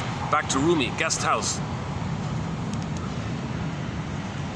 So befriend the shadow, right? Now that's the metaphor, the Phantom of the Opera. She went into the basement, unconscious, dark, repressed, shadow, basement, dark, under, right? And she befriended the Phantom character. And then when she befriended that character, went back on stage, was a better singer because she had more of herself. She accepted more of herself. She's more embodied. When you're more embodied, okay, she looks more like that Maori, maybe that guy there, a little more embodied. And he had that kind of embodied like quality, like that. And he instantly recognized the reality of the situation. Like he instantly had a positive perspective of the thing. No, we got this booked in here. You're out there. You're not bothering me. And he was a friend. I felt his friendly kind of presence. He had a presence about him. He did have that kind of presence. So I'm thinking maybe he is a Maori guy. I should have asked him. He was surrounded by a gaggle of ladies all around him. Right? So there you go, right again, right? So all the gaggle of gals around him were. I couldn't talk further. So you can see that they're stressed out and spaced out, and he's kind of grounding for them, right? So they feel calmer in his presence. So he was a good example of the leader, of somebody who's a leader, like a genuine leader, allows people to be safer and calmer with themselves. So that guy has that innate, quote-unquote, leadership ability, because the people around him are drawn to him and will feel better about themselves like that. I think one of those ladies was kind of didn't like me being there or something, and then I think she looked at him and she calmed down or something, a little moment like that. But then the other staff came to do the wirings and all, so I left. That's rare. Personally, that's very rare for me personally to even bump into somebody who's so has that sense of beingness quality. He's a good example of somebody of what we're looking for. He's kind of like the faith. Have faith that we can have that beingness. And that Maori guy, I think he's Maori, I'm guessing, has that. And that's likely because you're not supposed to remove the cord. If you remove the cord, you're not gonna have the beingness anymore. Most people are not in touch with their beingness. So you gotta leave the cord, leave the placenta. Natural birth, squatting, crouching, okay, birthing stool. Not on the back, not with the syrups. Disclaimer times 1,000. I'm not a doctor, so there may be exceptions, but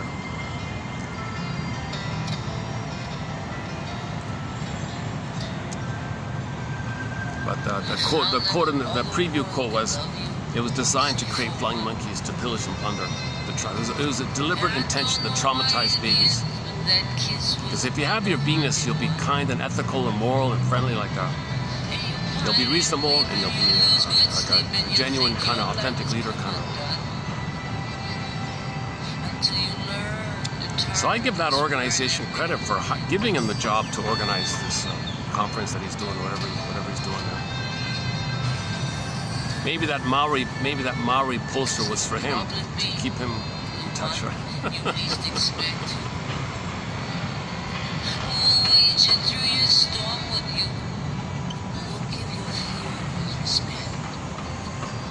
Yeah, nice meeting him. Yeah. And if you have that feeling after, nice meeting him, like, I feel calmer. And I feel inspired even meeting him, right? So have faith. Back to the coffee cup. Have faith in the innate drive for healing. Have faith that your beingness will come back to you. Have faith that a person can be embodied. And there is such a thing as embodiment of beingness, like that Maori guy. Have faith in that. And then get yourself 1001 Windmills of the mind. Seems to me the tools to fuel and preserve and maintain this faith. Not just 1001 Wisdom, obviously. The comic psychoanalysis, Masterson's books, Burglars, Edmund Burger, Karen Horney, Grosstein, Ogden, Fairbairn, Klein, Mahler, Janoff. The list goes on. We've got hundreds of excellent authors here. And recently, this Steckel, couple from this Steckel guy.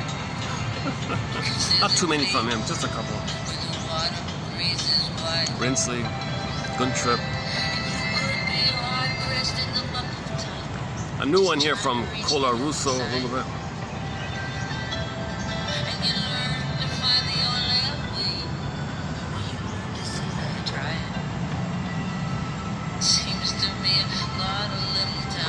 Okay, so back to this self-help one about the shadow.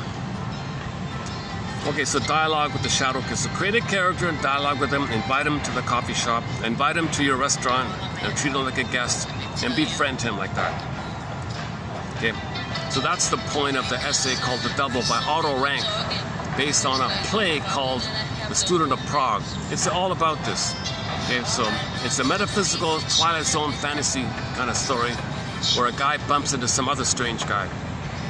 Now that strange guy was a personification of everything about the first person that he didn't know. It was his double self, and he was meant to befriend him.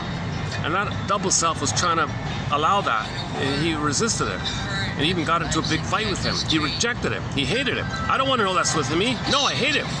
And he had got a big fight, and when he attacked it like that, on the tombstone it said, here's a guy that never got to know himself. He never wrestled with the shadow. He never romanced the shadow. He never invited the shadow for a cup of coffee, for a dinner. He never did it. He was so in pain. He was afraid to do it. The innate drive for healing was for him to do it, but maybe the pain was just so great. So the scriptwriter was trying to give this message to the viewer like that. So, own your shadow and own your projections. Own what comes up to you in your dreams. Own the negative things you're saying about others. Okay, take some advice from Confucius. He said to his students once, dear students, okay, on the topic of projection, dear students, when I'm in a party of 3, I always have 2 teachers. To the one I admire, I study from him. To the other in whom I see traits that I don't like, I search for those very same traits in myself. Okay, very often, something about you that you don't want to admit. Okay, it's projected. When something's repressed, projected, you see it out to not know it's within. It's a coping strategy to deny that it's within, but if you deny it, it's going to be seen out like that. See, projection is the means of bringing repressed material to conscious. That's part of the having faith here. Part of the having faith is that when you're projecting, that's the spirit, a great spirit trying to say, look, that's you. That's a mirror defense. It's on a screen, it's within. The mechanism is within, the contents, the reel, the film, it's all within. You're the projectionist. The projectionistic mechanism is within. Okay, the contents on the film, you're projecting it out onto the screen so you can see it's within. That's part of the innate drive feeling. So have faith. Have faith. And read Otto Rank's essay called The Double to fuel that faith.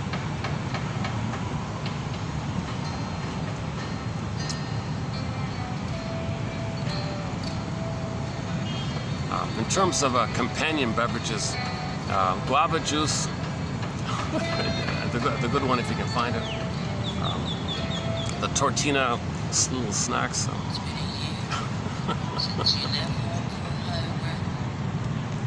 What else? A non-alcoholic beer called 0.0% by the Holinger Company out of Munich. I haven't seen it in ages. Maybe it's gone, I don't know. Hopefully it's still around now. What else? A couple of others, yeah. Okay, so are we finished with that point? So, yeah, Student of Prague, right? Okay. There's a little bit of that in a film called That Uncertain Feeling. The woman had a symptom. Okay, shrinker, man, help me. He said, well, this symptom is coming from the stranger within. Do you want to meet him? I'm afraid of strangers. A little joke like that. The next scene was in the waiting room. There was this tortured artist guy. Knowledgeable, brilliant, but sad and depressed guy. That was her double self. Her repressed covert sadness, depression, wisdom, and was personified as that artist guy. So the whole film is about befriending this artist guy. So she dialogued with him, hung out with him, treated him for dinner, like that. And as she did that, her symptoms went away. And he disappeared, and she was healthier and went back to her life in an improved state, like that. That uncertain feeling. Not a well-known film, but I think the motif is there, like that. The next one here. Because we have disowned or rejected qualities in ourselves, at some deep level, we are repelled by them in the other. Yeah, so if you see something about yourself that you don't like, and you see it displayed in others, you hate it because you don't want to know it's within. And the way to not know it within is to confirm that, no, I'm not a passive victim of this. I actively deny it. I'm the aggressor, but it's within someone else. I can see it on someone else, and I'll be the aggressor. I deny it with him, so I deny it on the outside, as above, so below. So you hate it on the outside, that means you hate it on the inside. That means your mother hated it on you, and you become her. Identification of the aggressor, Faustian deal, etc.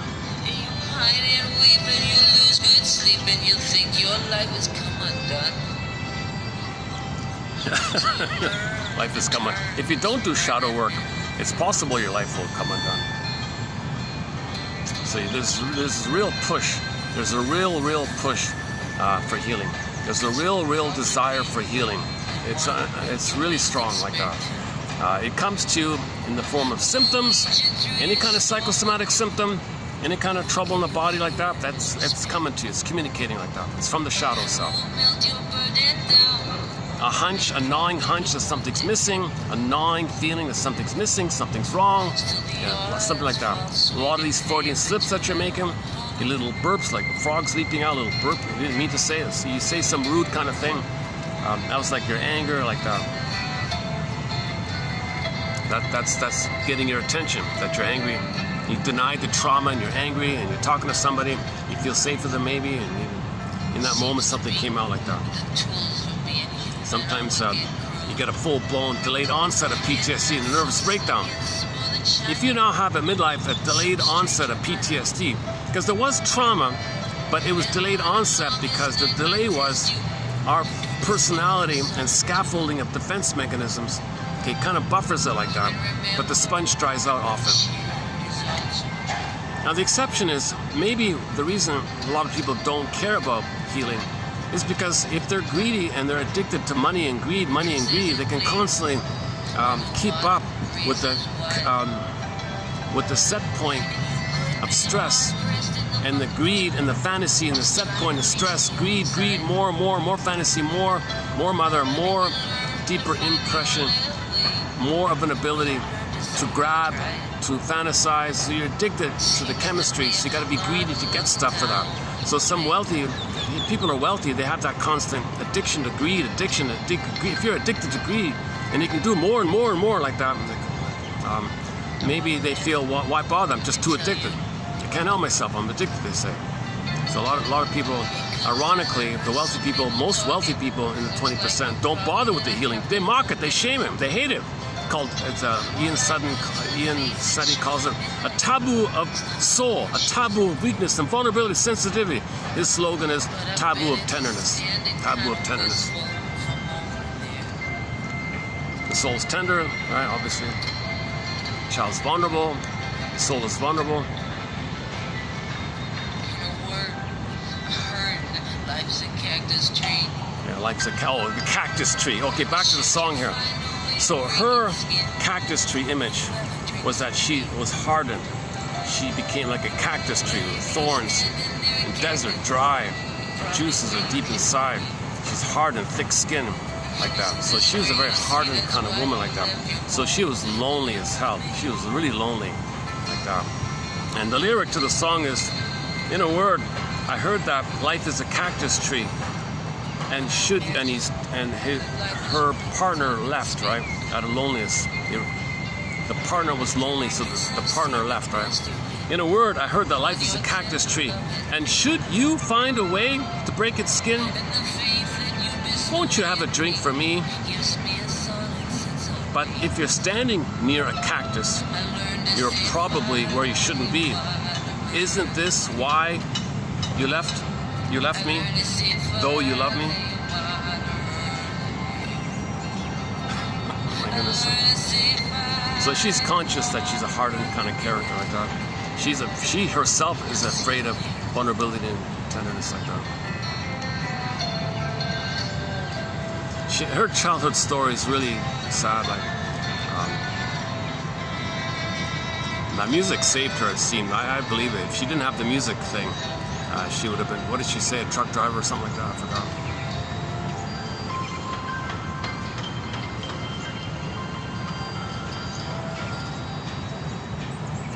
Factory work. Oh, she worked in a factory or something. I forgot.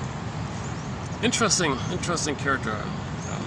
A lot of people admire her courage for her openness. Some of the lyrics are a little poetic. She's no Emily Dickinson or anything, but she gets some little glimmers across, right? Well, like this one here. I heard that life's a cactus tree, and now you're leaving, right?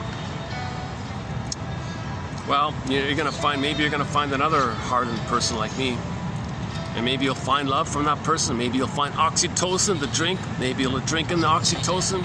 Maybe you'll drink in the love. Maybe you'll have the love connection. But if you're with somebody who's like a cactus, like me, well, you're repeating the wrong thing here. I couldn't love you. You're gonna find another person who can't love you. That's the wrong thing. Repetition compulsion. You shouldn't be there.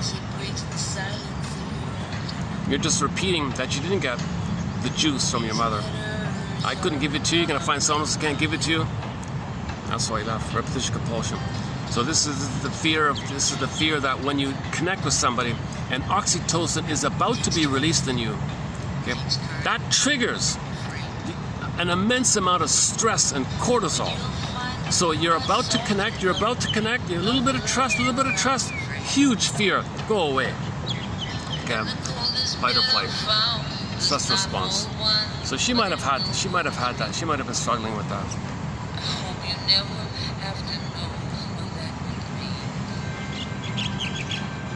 That's a little out of my zone there, that kind of trauma that she's talking about.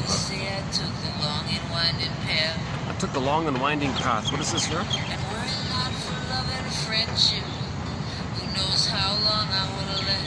Okay, a lot of her lyrics are about gratitude, actually.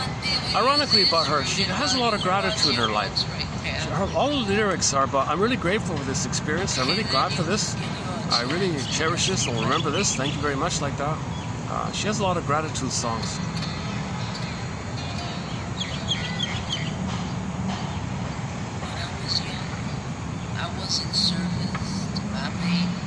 Yeah, here's another lyric. I was in service of my pain.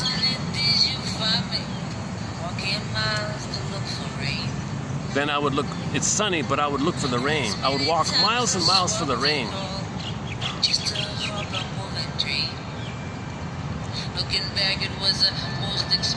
Looking back, it's a very expensive way to get around. So it's sunny, but she's looking for the pain. Gets on these trains, where's the pain? An expensive way to get around, right? Okay, where are we here?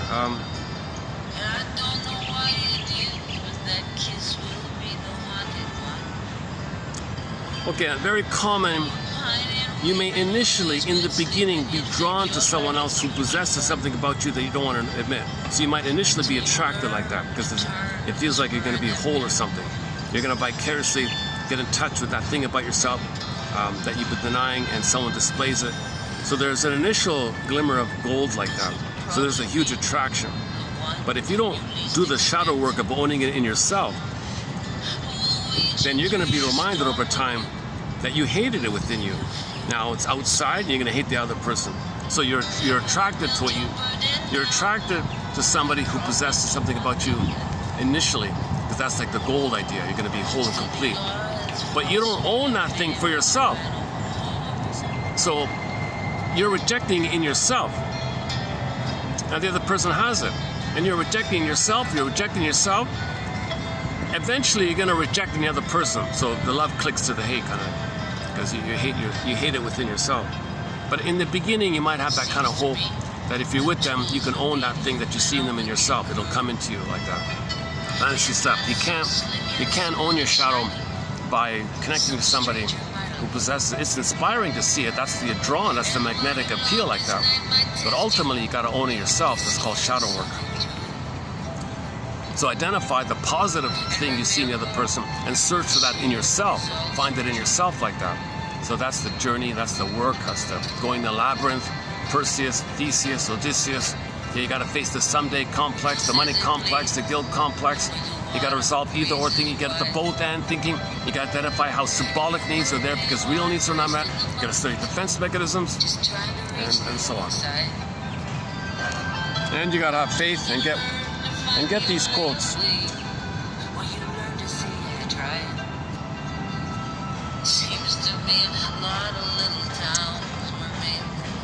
Okay, here's her take on the siren scene in the Odyssey.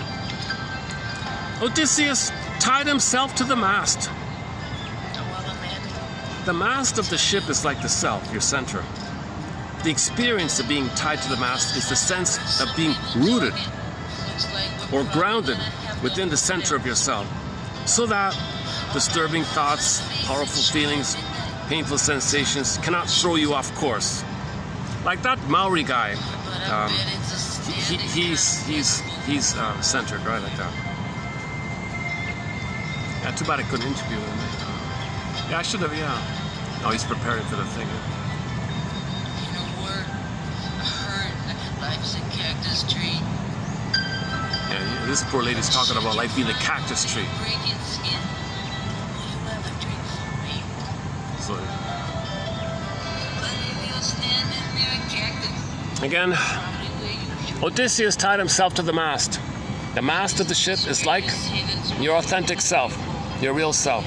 The experience of being tied to the mast is a sense of being rooted or grounded or connected with your center, your authentic self, your real self. So that if there are sort of unprocessed troubling thoughts or feelings, you can handle it. You can stay with yourself. Now, if you're overwhelmed by being triggered and you lose your connection to yourself, okay, then that means those sailors would crash on the rocks, right? Cracking up on the rocks represents the loss of connection to the self. When you can witness your thoughts, feelings, and sensations with some detachment, you can experience them fully without allowing them to take over. So that's why you put the wax in the ears, tied himself to the mast. So stay in your center, stay in your center, stay in your center. Oh, I'm noticing this. That's the swirling in the water and the temptation. And if you lose yourself like that, you crash at the rocks. So you want to stay centered. So he tied himself to the mast like that. That's one take on it. We have other interpretations of the mast scene. I won't do them here now, but yeah, that'll take a while to do that one. Tie yourself to the mast and witness the difficult feelings rather than lose yourself to them. Trace the roots of the shadow character in your persona. Okay, that's synonymous with the antecedent, right? So you're triggered, look for the antecedents. You have the shadow character in your persona. So your persona is who you think you are in your regular life, and your trigger, well, that's your shadow self.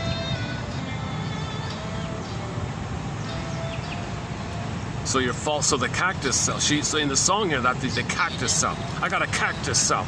I got a machismo He-Man. I'm a He-Man. I'm a hardened character. I'm a cactus, or I'm a turtle, or whatever. I don't know. I'm a porcupine or something. One of those things. Well, what's the shadow, right? Where's the vulnerability? Where's the soul? Where's the wounded feelings? Where's the wounded inner child of the past that's still crying, flash frozen crying?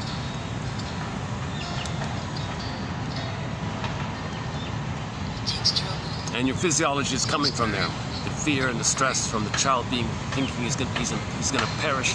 The stress is coming from there. It's the stress, the physiological stress response is coming from the memory that as a baby you thought you were going to be a goner.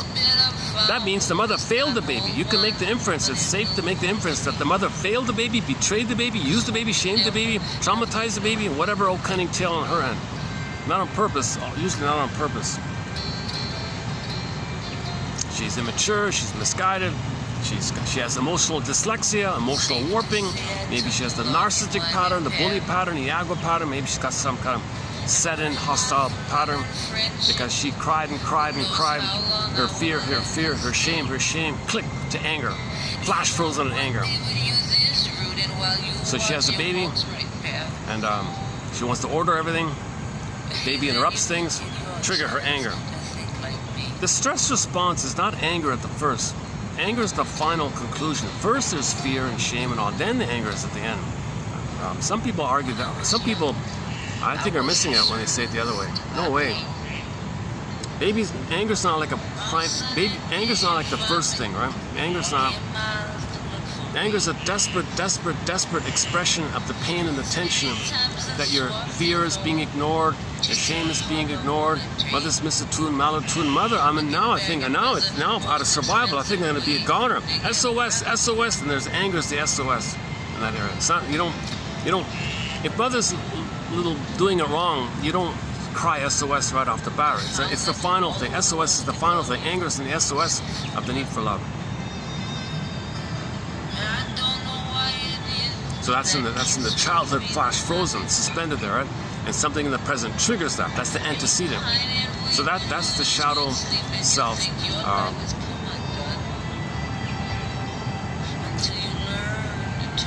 That's the roots, right, of your shadow. Okay, enough of that one. Let's just leave it there for that one. She's not really like she's no Marie Louise von Franz, or she's no Mariam Woodman or Robert Bly, or she's no even Alan Chinnan, or she's no John A. Sanford, nothing like that. She doesn't really. She's typical fluffy self-trite little bits. So we don't have too much of her. So she's a little well known because she's the first person. She's the lady who. I guess her publisher friend allowed her to compile articles from other people. So her book is called Meeting the Shadow. Now, she didn't write anything. She's just a compiler and collected and compiled and bound up an anthology of articles on the shadow called Meeting the Shadow. Now, the main reason I think that collection or anthology is popular is because of Robert Bly. Read Robert Bly's essay in that anthology. If you didn't have that one in there by him, it might have been forgotten. So when you're talking about shadow, you got to go to Robert Bly's cassette tapes, digitized, of course, called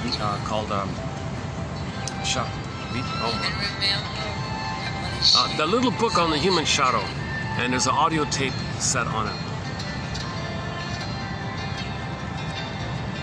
That's the one with the bag that we drag behind us. We put so much of ourselves in this long bag. By the age of 5, we put everything in our golden ball, our beingness. We put so much like that in our potential, who we'd be had we been loved, the gold, the gifts, the treasure, what's unique about ourselves, who we'd be had we been loved, if we were loved. We put it all in the bag behind, a long bag behind us. The shadow, we drag it. We drag this bag behind. Our whole lives are dragging this bag, the shadow. And then we spend the rest of our lives trying to retrieve it and get it back, called shadow work, retrieving your disowned self. No, hang on.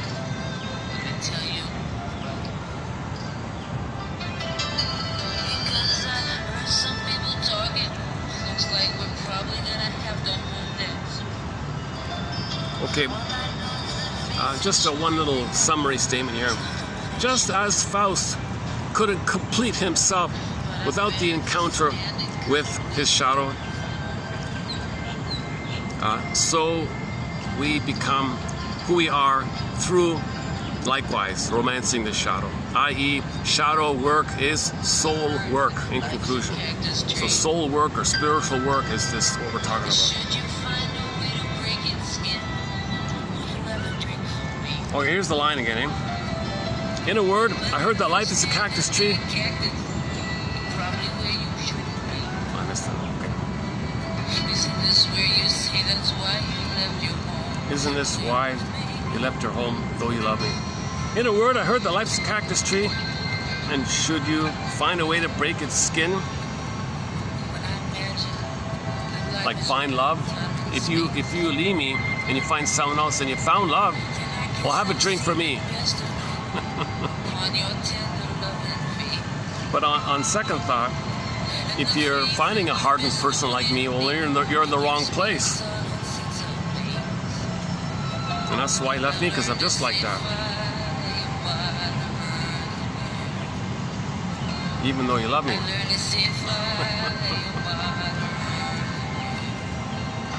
But couldn't get the juice of the cactus tree. That's why she left. So she said, I'm sorry, I can't love you. I don't know how to love, kind of thing. And it did seem like she lived a kind of a single life or something. I'm not sure if she ever got married even. She's got a complicated story. It's out of my zone. Her story's out of my zone. John Off would say maybe there's birth trauma. Maybe there's birth trauma in the hormones. There's some chaos with the hormones. And she was born hormonally with too much testosterone. Does it work like that? She's biologically a woman, right? But her approach in life is kind of a little bit masculine or something.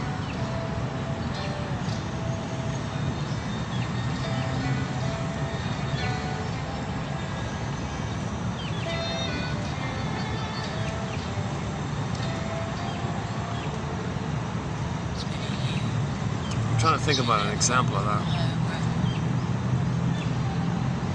In the distance I hear it. Well, that's the only question I have.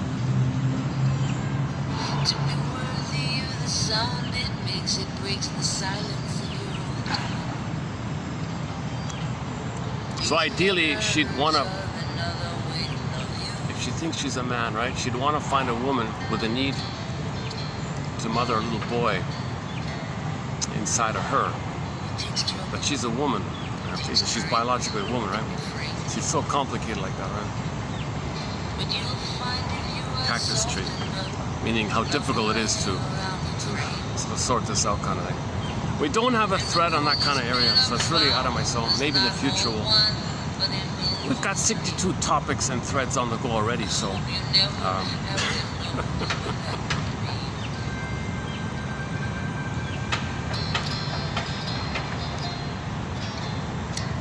okay, next one here.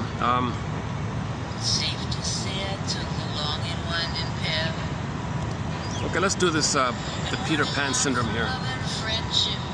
So here's sort of a general quote that at midlife, some people don't want to grow up, the Peter Pan syndrome. I don't want to grow up, I don't want to grow up. I'm going to be a youth forever, I'm going to be a teenager forever. And they have all these rock songs. You know, you hear musicians on stage saying to 50,000 people, this music proves that we can live forever, we can be young forever, we don't have to grow up, we don't have to grow up. No, we don't have to grow up.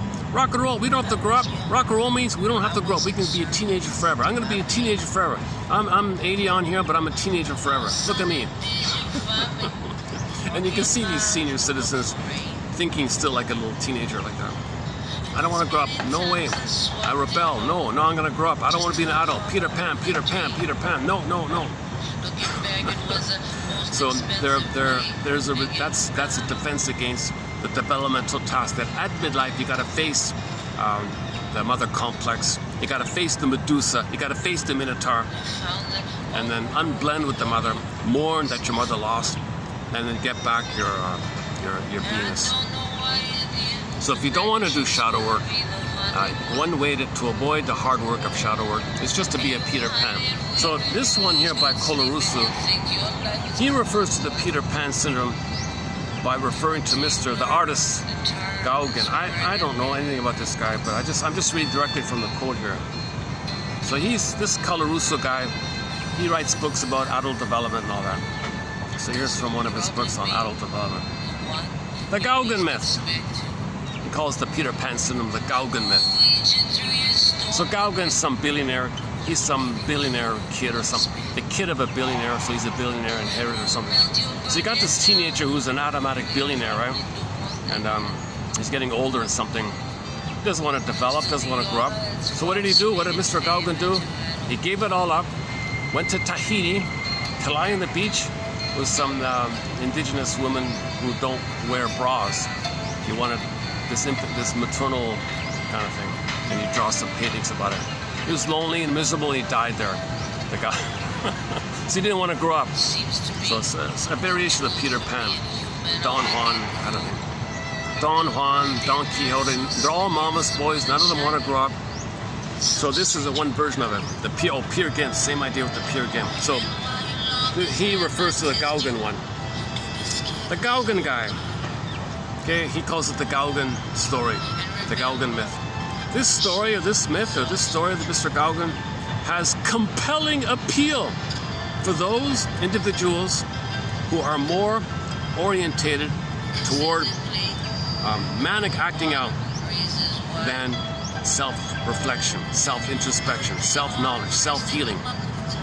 Defense, act out, manic. Be busy, just keep yourself distracted. So his story appeals to anyone else who doesn't want to look with him, who doesn't want to look in the mirror.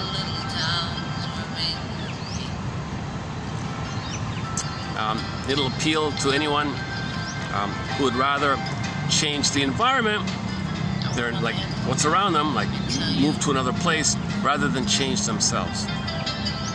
So Bergler would say, number one, no matter where you go, your inner conflicts, your mother complex, okay, your trauma with your mother is going to follow you everywhere you go. Your symbolic search for a loving mother is going to follow you everywhere you go. So heal your inner conflicts, face the Medusa within, unblend with the mother. You don't got to run away like that. So, no, I want to run away. I don't want to look with them. So if you want to just be like this, like a Peter Pan escape artist, his story will appeal. In fact, one writer suggests that there was nothing noble about this guy. I don't admire this guy. There's nothing noble about him. He's a selfish playboy. He was actually a driven, self-destructive man whose flight into fantasy ended in despair. Instead of being reborn in his tropical paradise, he actually spent his last years as an embittered exile who never abandoned his desperate desire to be acclaimed by the society he supposedly despised. A comparison of the myth and reality of Gauguin's life exposes the tendency to romanticize and oversimplify midlife crisis and transition in an attempt to avoid the painful confrontations with past and present, which are the critical test of midlife stability and integrity.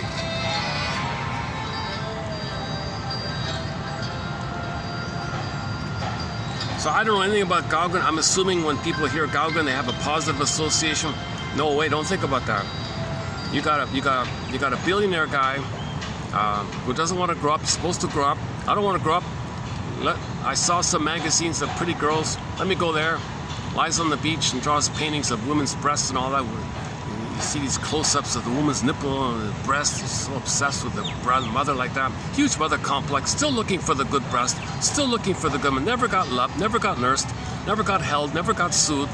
Okay, because many people in the richest of the richest, the kids can't have feelings to disrupt the wealth. They also have to be short sellers and pillagers and plunderers like that. So in a way, ironically, in a way, he's resisting that. So the positive side of Mr. Gauguin is he doesn't want to do the harm that his family did. He had the hope to find love. He had the hope to find it. So the positive spin on his story was he still has some kind of hope to find mother's love.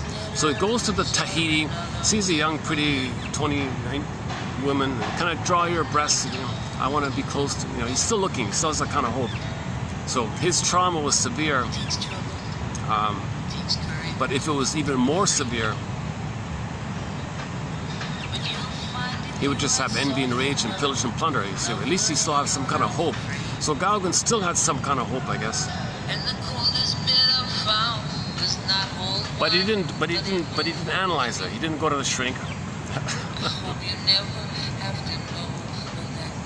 In those days, I guess it's just keeping a journal or something. Literature, whatever. Okay, next one here. Also by Calvin Colarusso.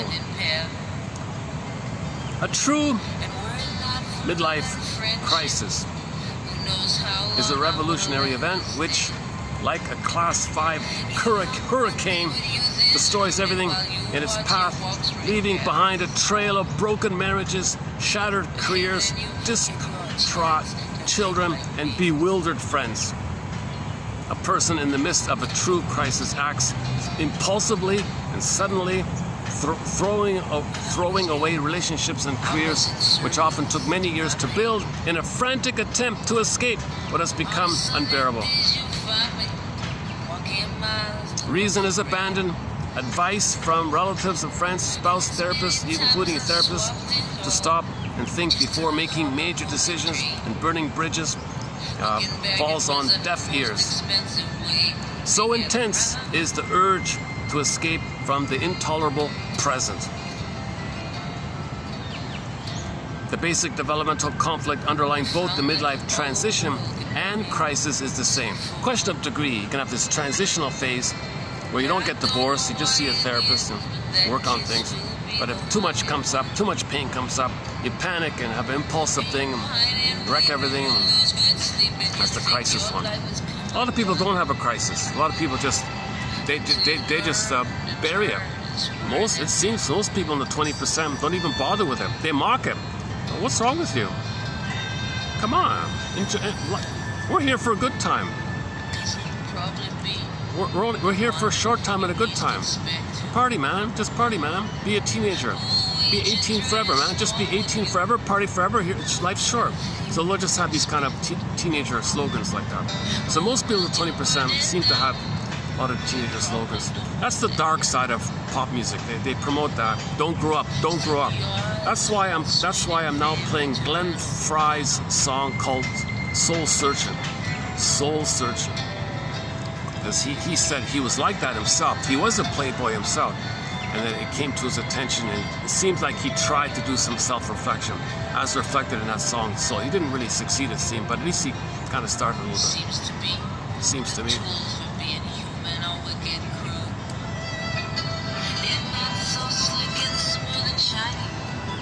Some stranger might allude. Where are we here? And while your longest night might test you. Okay, he calls it the race for time, right? The basic developmental conflict underlying both the midlife transition and crisis is the same. The dawning realization that time is running out and major changes, if they are ever to occur, must be made now. So that's the impulse that if somebody's not happy at midlife, I can't delay this any further. If I'm gonna make a change, I gotta do it like now kind of thing. So divorce, sells everything, goes to the town, starts all over again. Doesn't reflect on it, just says, I didn't get my fortune, or I didn't get my fame, I didn't get the pretty girl, whatever. It just kind of starts over again. He just tries again. He's gonna fail again. He didn't learn from it. He's supposed to learn. He's supposed to reflect and learn. So that's the crisis model, that example. So Gauguin is a crisis one. Well, I'm supposed to help plunder the planet for a quick buck. I don't like this. Let me escape. Let me look for mother. Let me look at these soft bosoms by the natural women who are grounded. These indigenous women on Tahiti, when they were born, the mother didn't sever the cord, so she was grounded, had a sense of beingness, so her body's healthy and her bosom is healthy. I never had a healthy bosom with my mother.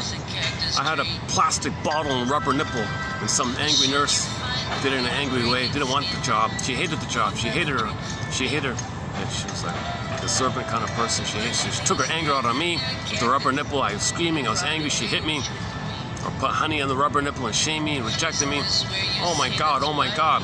Let me go to Tahiti and let me draw paintings of natural breasts. Yeah, that's this sort of thing. As I'm talking about his story, I'm sort of seeing the having empathy for a little. Time and space. Then I guess I've seen the best of it upon your tender loving face. Those in the midst of transition conduct their agonizing reappraisal at the level of thought. Okay, so in the transition, in the milder way, you think about it, you see the therapist, see the counselor. Okay, so that's the transitional kind of thing. Or the panic one, the crisis one. So question of degree here. But the underlying issue is still the same. Mother hurt you, and where's your soul? Where's my inner home? If you decide to abandon a marriage or a career, in the transition one, if they do reflection and finally they decide to abandon a marriage or career, well, they do it carefully after considerable assessment of the consequences. So they're mindful of the consequences and they accept that responsibility kind of thing. The people who do it in panic mode, they often regret it. It wasn't necessary. Geez, I wish I had someone to talk to. I couldn't find someone to talk to, so they panic. That's why it's so important. That's why it's so important to find someone to talk to prevent some of these crisis decisions, drastic decisions made in crisis. Because if you burn all your bridges like that, that's a huge loss like that. So you just realize you lost your soul, and then you lost all the support things in your life. So see a therapist, right? But society's anti this. Taboo. Don't heal. When students study psychology, that's academia. It's biological stuff like rats and lab rats and things. These are all drug company research things. They're not really. There's no They don't teach you psychoanalysis at school. Put it that way. They don't teach you the analytic perspective at school, right? Pop psychology is trite, erroneous, and wrong, taboo. It's entertaining. They have a colorful character to entertain you. It's just entertainment mainly. It's not really helping you. If the person looks attractive or something, and they're giving some fluffy, the viewers don't even care if it's nonsense. They just want to stare at the attractive person like that. And the coolest bed I've found does not hold one, but it will hold three. Okay, where are we here? I hope you never have to know what that would be. Those in the midst of a true midlife crisis act abruptly and precipitously so as not to think about their past choices, present responsibilities, and narrowing future opportunities. Who knows how long I would have lasted? You long one day with you this route, and while you watch your walks right past. Let me take a break here. I got some people just right in front of me that looks like they're gonna sit right in front of me here. So.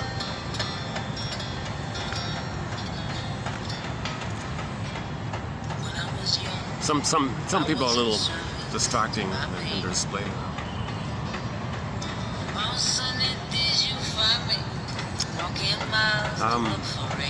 Okay, let's just keep going and then. Okay, let me do it. So if I'm like a little triggered, if I feel my physiology, if I feel like they're interrupted and someone looks a little intimidating or something, and I feel my physiology, well, that's the antecedent. The antecedent was as a baby I was scared, right? And it was physiology there. So something in the present looks intimidating or something, that might be enough to trigger my childhood fears where in my mind there's an intimidating character in my mind, right? So I'm projecting the frightening character in my mind onto somebody in the present in front of me, sort of kind of thing. Now I'm calming down already as I say that, right? So when I identified that I projected the scary image in my mind onto someone in the present, I realized the reality check here. The present is not the past. That helps. And I feel when I said that, in that moment, I felt my physiology calm down. My stress, the cortisol level dropped a bit in me. I was feeling my cortisol elevate a little bit when I was triggered by seeing the scary, kind of a bullying kind of character like that.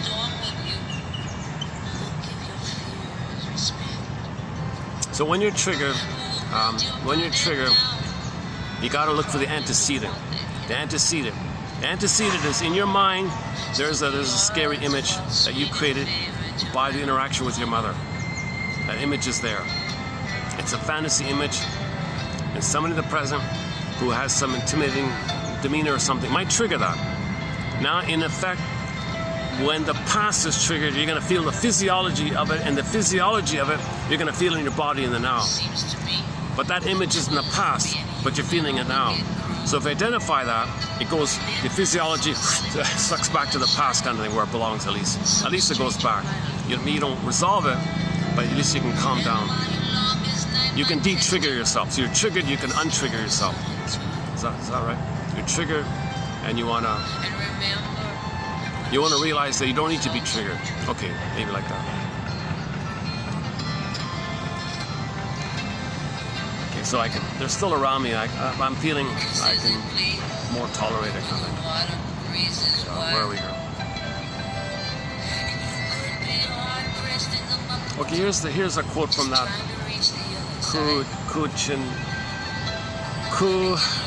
Kuchinska's. Is it Susan? She's got a book about oxytocin we talked about earlier. She says that teenagers, like in school, right? They may think that the oxytocin they received, they fell in love. Like the first kiss or something, or the first intimate moment in teenager time. And they have all that oxytocin release, then they're madly in love. They don't know the person, they're not in love with the person, they're just feeling a flood of oxytocin, bonding attachment. Oxytocin means the love hormone, the bonding hormone, the attachment hormone. Right?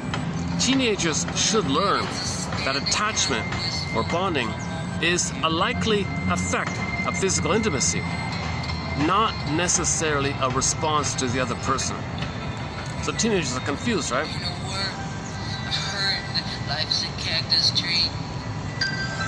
So the girl gives the guy his first kiss, let's say, and he's feeling it releases all the oxytocin. He thinks he's in love with that girl. He doesn't even know the girl. Maybe she was playing a prank on him or something. Maybe she just kissed him to scare away the other guy that was chasing her, and to trick a fight between the guys or something. Maybe she's doing some kind of trick like that. But meanwhile, the guy who was kissed, he's so in love with her, not aware that she was just protecting herself from the other guy who was chasing her. But he's blind to the reality. He doesn't know the person. He doesn't know what the girls do. He doesn't know the reality of the person. He's just flooded with oxytocin, bonding hormone, attachment hormone, connection. Right? So if the baby didn't get that with the mother, and you have physical intimacy, it can release the oxytocin like that. So a lot of this spellbound feeling in the high school time, that might be code that the person didn't get the oneness of their mother. Next one here. The human subject's oxytocin increased. Okay, another side point. Okay, this is just like a trivia kind of point. Somebody did an experiment where they would pet their dog, like their own dog, for 10 minutes, let's say, and measure how much oxytocin was released in them. Then they would pet a strange dog in the park, let's say, and how much oxytocin was released petting someone else's dog. And there was a discernible difference. The human subject's oxytocin increased more when they interacted with their own dogs than with strange dogs. This result falls in line with the theory that interacting with intimates is one of the best oxytocin boosters. So people who have pets tend to have a little more oxytocin going on, right? Now, if you don't have your own pet, you can still get a little oxytocin when you pet the stray cat, you know. So when I come across a stray cat, I feel a little calmer a little bit myself, right?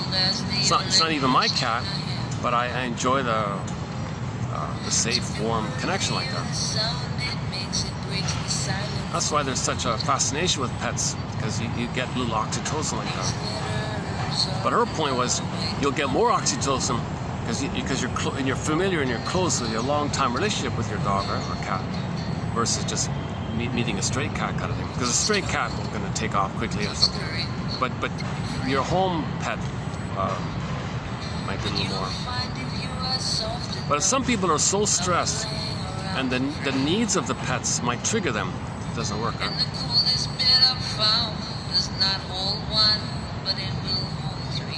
So a lot of people begin their introduction to love by first getting a pet, because they get the relationship and the oxytocin, and then they can transfer that and have as a springboard to relating to others, because they have some experience of being okay with oxytocin. So if you're okay with your pet, that means you're okay with some oxytocin, you know. So now, can you update it a little bit more and get more oxytocin? Can you be okay like that? Now, if there's too much of a gap, and you can't handle too much oxytocin and stress comes in, you can go back to your pet kind of thing. But maybe having a pet for a long time may build up the accumulation of your resiliency. The set point of oxytocin might be a little high enough to connect with a human. So, I was in service to my pain. I was in service to my pain. How sunny did you find me? Walking miles to look for rain. I'd walk miles in the rain. Times I swapped it all just to hop a moving train. I went on a moving train. It was the most expensive way to get around. The most expensive way to get around, escapism, right? Well,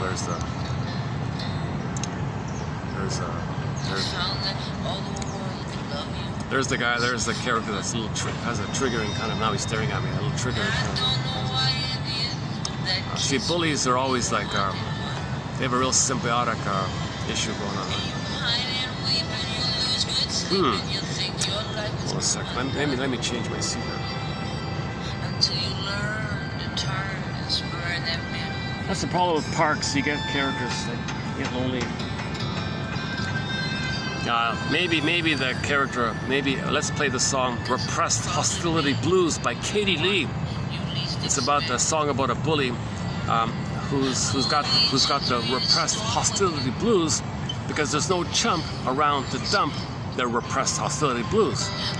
Because if they want to see their vulnerable self onto others and not know that it's with them, they need someone out on the outside that's vulnerable and hate them to make sure they hate it within. Because if they hate it within, it's going to be projected. So they got to see someone on the outside to project their vulnerable side outside, to hate it on the outside. That's a bully dynamic, to know that they're not passive victims with their mother. Oh, it's coming this way.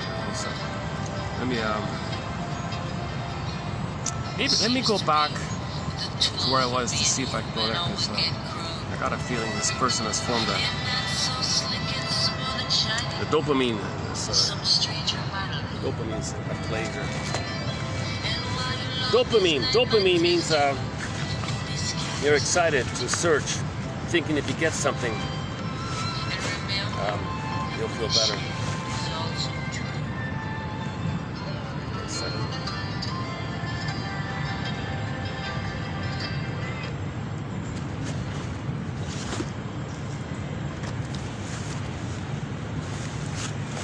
Luckily, there's guards all around. That's good.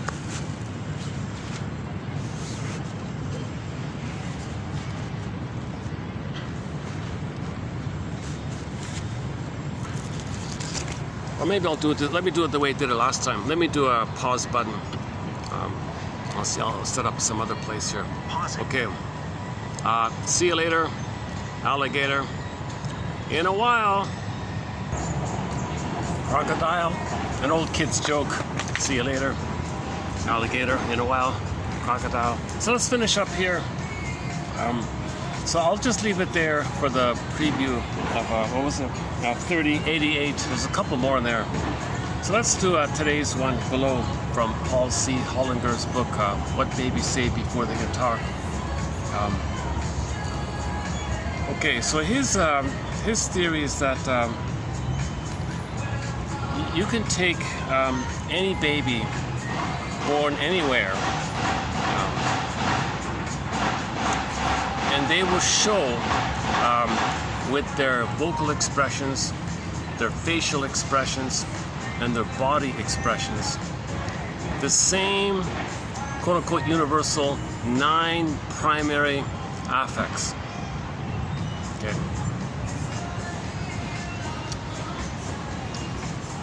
Okay. So the 2 primary positive one, quote-unquote positive, well, positive is the curiosity and interest and wonderment. Okay, like that. So that's a kind of affect, like you're interested. Oh, that's interesting.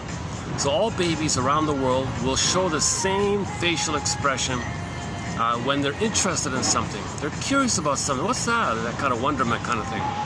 So it doesn't matter where the baby is. From North Pole, South Pole, you name it, no matter what. Okay.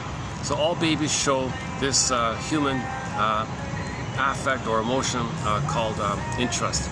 And he has photos in the book. Babies from around the world showing the same. That's it. Yeah, what's that? You know. Okay, number 2 is some range of joy, delight, pleasure, happiness, and so on. The same kind of thing. They'll show the same kind of pleasurable thing. So interest and joy. That's from the identity. So when your needs are met, okay, so you have a need for your identity. Associated with your identity is curiosity and joy. Right? When your needs are met, you feel joy, and you have a need to be interested in something. Now, when the mother says no to that or blocks it or something, okay, there's going to be distress, some kind of distress. So the 4 quote-unquote negative is distress. Okay. Now he's using distress as like in a broad way. So distress. One form of distress can be sadness. So he includes sadness in the distress one, like there's a loss or something. Okay, distress. Okay, the stress response, fight or flight. That's so fear and anger. And his unique thing is in the book is that all babies show shame, feeling helpless and worthless, or something, just feeling unwanted or something. So sure enough, you can see photos of babies with the hangdog look. Oh, mother doesn't love me. I feel shame and I'm no good. Okay, so those are the 4 negative ones, right? So interest, joy, okay, and then that's 2, right? And then distress, fear, anger, and then shame. Okay, that's 6, right? Okay, the remaining 3 are distaste and dissmell. That's pretty clear, right? So if there's distaste, that's also known as disgust. And all babies will show the same, disgust. Dissmell, the odor, repellent odor, same thing. And the number 9 is some kind of surprise, startle, surprise, like that. So that's like a transitionary thing, like you're surprised or something. The surprise can lead to other emotions depending on the degree of the surprise. If it's too much of the surprise, it can. If the startle. So it's like he considers the surprise and the startle like a transition. So sort of like a mechanism kind of. So all babies will show surprise and startle kind of thing. 9 categorical inborn affects have been identified, although there remains controversy about the exact number. Okay, Ekman 898, Panksepp 98, Stern 85, Tomkins 91, Demos 95, and so on down the list. So there's a huge debate about how many innate emotions all babies like are right from the get-go, like right from the beginning, right at birth. You can see these 9. Interest. All right. Number 1, interest or curiosity. Enjoyment or joy, right? Distress, okay, fear and anger, we mentioned, and shame. Then you got disgust or distaste or disgust, reaction to noxious taste, and dissmell, reaction to noxious odors, and of course the surprise one. Now these 9 operate on a continuum from low to high. Hold on a sec, let's let these people pass here. Hold on a second.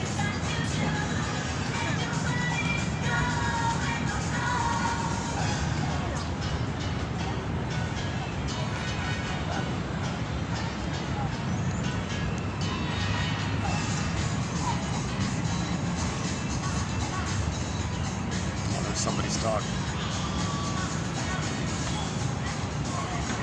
I wonder if I can get the dog in the camera.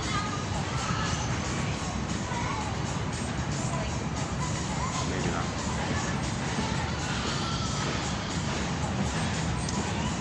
He's too close to the owner, so I'm gonna skip it. All right. So the continuum from low to high.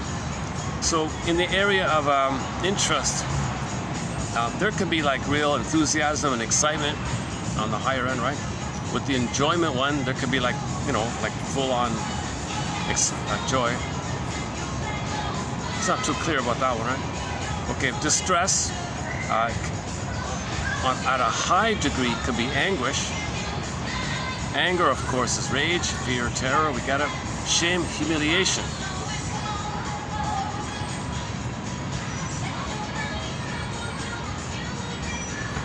You know, that little, can we get him briefly in? That little baby, that little mini dog reminds me of a... I just saw the story about the, I think it's well known in the news, about the Chihuahua or something. I don't know if this seems a little strange. You got a guy who skis in the mountains, and while he's skiing, he has a Chihuahua in his pocket. It seemed a little strange, like who would go skiing in the mountains with a dog in their pocket? I didn't get that. That seemed a little odd like that. Anyways, the guy fell into a hole or something, but not the dog. Strangely enough, the dog was on the surface. Now the skier has a walkie-talkie as like a distress, like a backup thing. So he's on the walkie-talkie saying, "Help, help," or something. So the helicopter's flying around searching for the guy, and they can't find him. He's in a hole or something. And they were flying around. This guy might be a goner, right? If he's buried in the snow kind of thing. So it turns out that the dog, the Chihuahua, was on the surface yapping and barking. And the helicopter pilot, "Hey, wait a minute, what's that little thing over there? That's a little dog, isn't it?" So that alerted their attention. And because of that, they found the guy and saved the guy, so that the dog's a hero, you see. Four-legged hero, they called him. It seemed a little strange. It seemed a little odd. That number one, the dog would be perfectly dry. It was like, he was on the snow, perfectly dry, like that dog in the photo I just showed you. He's dry on the snow. That seemed a little strange. Like groomed and clean and dry. He wasn't wet or nothing like that. And if he fell in the hole, like how is it that like did he fall in the hole and jump up? No, I don't get that. So he managed to stay on the ground. He managed to jump out before he fell in the hole. It seemed there's too many it just seems. But it was a huge story, right? So if you want to get it. So it's rescue fantasy. Somebody rescue me. Somebody save me. A little dog saved his life. Too many made up things. Why don't you just say it's a fantasy or something?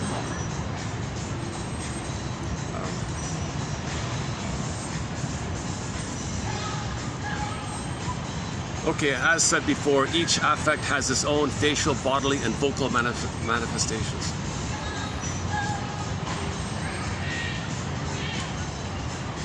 Okay, next part here. Signals for help, such as distress, are communications. So the mother's got to know that when the baby is distressed, it's a communication. It's not a criticism. She's not blaming you, mother. Doesn't mean the baby's spoiled or something. No, the baby's in distress. He's telling you that his needs are not met. He's not safe, he's not connected, he's scared, he's under distress. Your role is to provide validation for the child's feeling.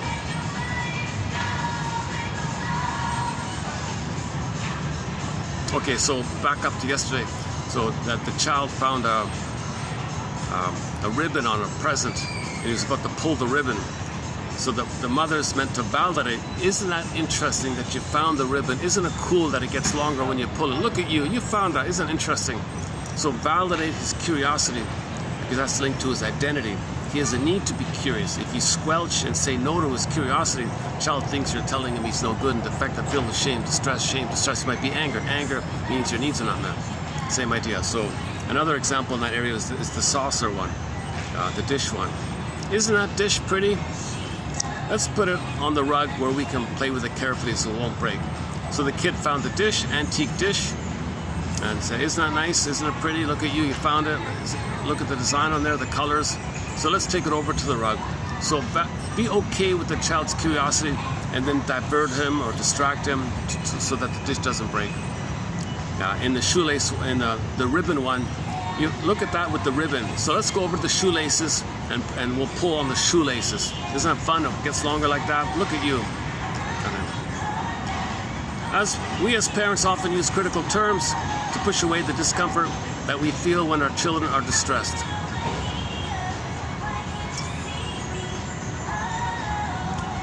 Oh no, okay, another example here. Okay, the one at the restaurant here. So there's a little toddler on a high chair in a restaurant with 4 adults. After her repeated squeals for attention had been ignored again and again, the child threw the food around or something, spilled the coffee. The adults freaked out and barked at her. You can't do that. Why'd you do that? Give me an explanation. If the child could say, well, you 4, because you're being so rude. I spoke up and I asked for your attention and you ignored me. So what was I supposed to do? But since she couldn't say that, she was, and then to make matters worse, one of the adults hit her. Like, she was actually hit. Can you believe it? So the child was being ignored. The 4 of them ignored her. She was complaining, a little whining or something, making sounds or something. They ignored her. She started crying. They talked over her. They talked over her cries. She cried louder. They ignored her further. So finally she threw the thing. So anger's like the final ditch, right? The anger's the last desperate. Then they punished her for the anger. That's really quadruple betrayal, right? And she got a scolding for spilling the coffee or something. Over and over, I have observed that when distress reaches such levels, many parents misinterpret the child's outcry as being naughty. The parent's impulse is to punish the distress instead of providing the child with something that stimulates interest. So all the anger and distress is that the needs are not met. Parents see the distress or the anger and punish them for it. That's the source point for a lot of that child will have a hostile personality, be a negative person. They might be a bully type, a narcissistic type, very cynical all the time. And if someone else shows interest, they'll mock it, because that's vulnerability. Okay, taboo on soul, taboo on tenderness, taboo on weakness, taboo on curiosity, taboo on delight, because they don't want to be reminded that when they had that, they were passive and too much pain. They identified with the aggressor, projected onto others, because mother rejected onto them, they identified with the aggressor. So in them, they project their soul onto others and reject it the way it was rejected. And I got this issue of taboo and tenderness. Right? So if somebody else shows interest, you mock it, because inside you once had interest and it was mocked. So what you see on the outside is a mirror, back to projection. It's a mirror that you have it with them, but you deny it and you don't want to admit it, because that reminds you of what happened to you. So to not be reminded of that, you identify with the aggressor and reject it on yourself. Therefore, you're going to project onto someone else and reject it on them to distract you that you're shaming it in yourself. So this leads to the Faustian deal now. Finally, so that means the stress is too high, oxytocin is too low, and then they turn into psychological cactuses. Today's song I played earlier in this video.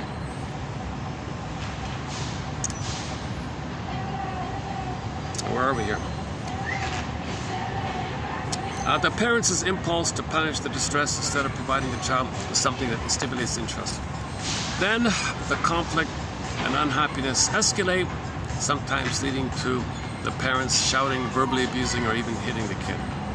That's the problem right there. He thinks once the parent does that, once the parent hits the kid for showing his distress and plea and cry for love, and he gets hit for it, there's your violence later on. That person's going to grow up. There's an increased chance or an increased possibility of that kid being violent later on. That's his theory about corporal punishment. So he's a huge advocate to get rid of this awful corporal punishment thing.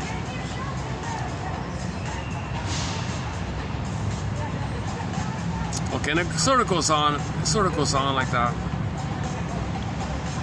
The child's not a brat. Okay, if he's angry, he's not spoiled, he's not a naughty. Stop with this, stop with these labels.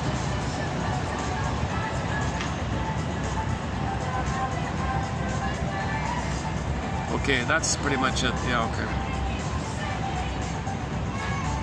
And the second quote here is that intellectual knowledge just prepares you, but when you start to feel, that's like a different land kind of thing. So you got a metaphor about that. And the last one here was Holinger quoting Marie Curie: "Nothing in life is to be feared. It is only to be nothing in life is to be feared. It is only to be understood." So let's understand more in order to fear less. So Marie Curie said, let's understand more so that we can fear less. So that's the faith. So back to the coffee cup. Have faith that we can understand more. Have faith that we can understand more and fear less. Have faith in that. And then get yourself a copy of 1001 Windmills of the Mind, or search around in the analytic material and see what catches your interest to fuel your faith. A very good coffee, by the way. Very good coffee. This one. A little expensive.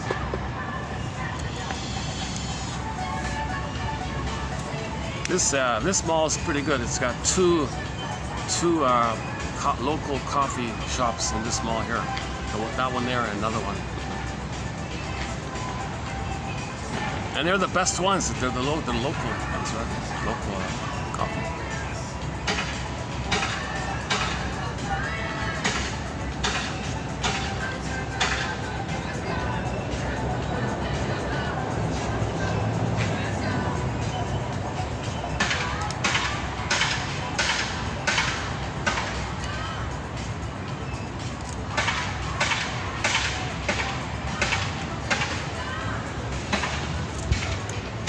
Let me be a little lazy here and just do it on the readout.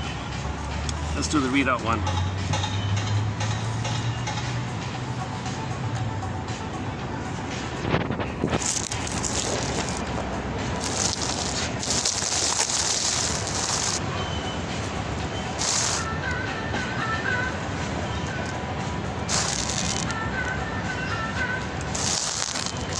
It carefully so it won't break. We as parents often use critical terms. Why does it do that? Why does it not line up at the beginning? Let's try again. Okay, let's try again. Hold on. 9 categorical inborn affects have been identified, although there remains scientific controversy about the exact number. Ekman, 1998, Panksepp, 1998, Stern, 1985, Tomkins, 1991, Demos, 1995, Holinger, 2008. Interest, enjoyment, surprise, distress, anger, fear, shame, disgust, reaction to noxious tastes, and dissmell, reaction to noxious odors. The effects operate on a continuum from low to high: interest, excitement, enjoyment, joy, surprise-startle, distress-anguish, anger, rage, fear, terror, shame, humiliation, and greater degrees of disgust and dissmell. Each effect has its own facial, bodily, and vocal manifestations. Signals for help, such as distress, are communications, not attacks or evidence of being spoiled. Your role is to provide validation for the child's feeling. Isn't that saucer pretty? Let's put it up on the rug where we can play with it carefully so it won't break. We as parents often use critical terms, whining and complaining, to push away the discomfort that we feel when our children are distressed. A cute toddler sitting with 4 adults. After her repeated squeals for attention had been completely ignored, she shredded her pancakes, dumped syrup on herself, and spilled a cup of coffee. All in a matter of minutes. The adults were horrified and taken completely by surprise. Why would you do that? One demanded. Well, if the child could talk, she would have said, because you were so rude. When I spoke up and asked for your attention, you completely ignored me. What was I supposed to do? But since she couldn't, she was soundly smacked on the arm and hauled off to the bathroom for a thorough washing off and, I imagine, scolding. Over and over I've observed that when boredom/distress reaches such levels, many parents misinterpret the child's outcry as naughty behavior. The parent's impulse is to punish the distress instead of providing the child with something that stimulates interest. Then, the conflict and unhappiness escalate, sometimes leading to yelling and hitting by both parent and child, which has negative consequences for the child's emotional development and the relationship between the two. Even mild-mannered parents, who don't understand the signals, may misinterpret fussiness. They may dismiss it as, oh, she just can't stand it when she isn't the center of attention. Or they demean the child by saying, you are so bad. Why can't you learn to behave? These responses also dismiss the child's legitimate expression of feelings and can undermine self-esteem. If your child is acting up in public, chances are she is not being a brat, but is simply asking for something to occupy her curiosity. Took a tumble and started to cry loudly. The mom was so embarrassed by his outburst that she couldn't address his upset but instead began to lecture the child on how it was just a little spill, he wasn't hurt, and big boys don't cry anyway. The child looked up at his mom with such a bewildered expression, reached out his arms hoping for some consola-ion, and wailed even louder. The mom's discomfort increased as her child's wailing went up in volume until she simply picked up the child, abandoned her grocery cart, and left the store. I turned to my son and said, "What was wrong with that picture?" And he replied with the simple clarity that at times a 5-year-old can possess and said, "She didn't get it, did she? She sure is making a lot of trouble for herself today."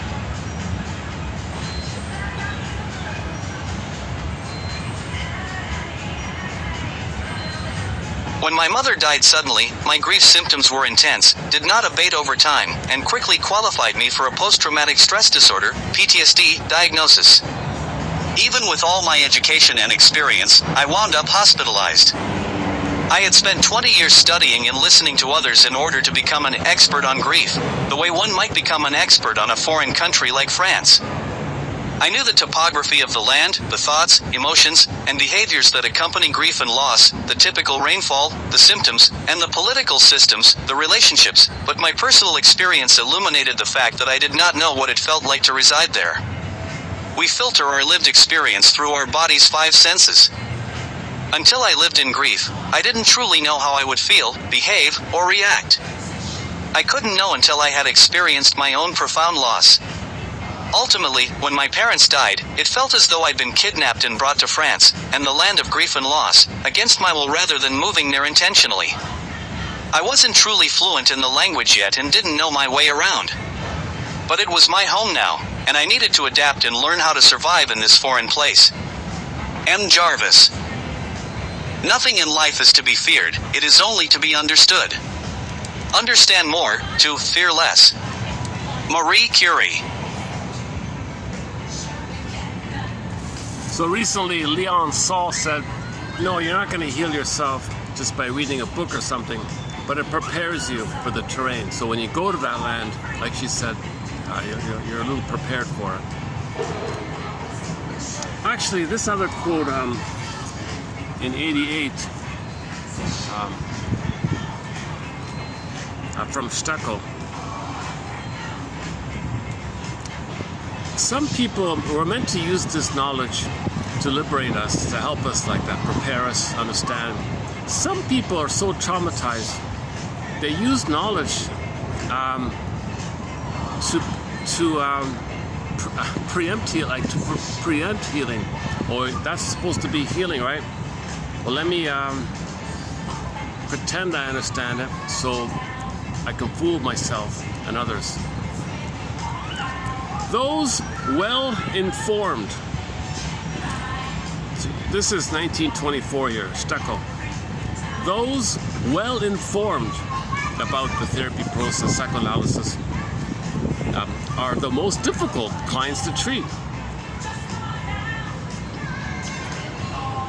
Psychoanalysis was really popular in the 20s, And then 50s, it got a huge enthusiasm in the 50s. So Steckel is a medical doctor, but he studied psychoanalysis. So if he had a doctor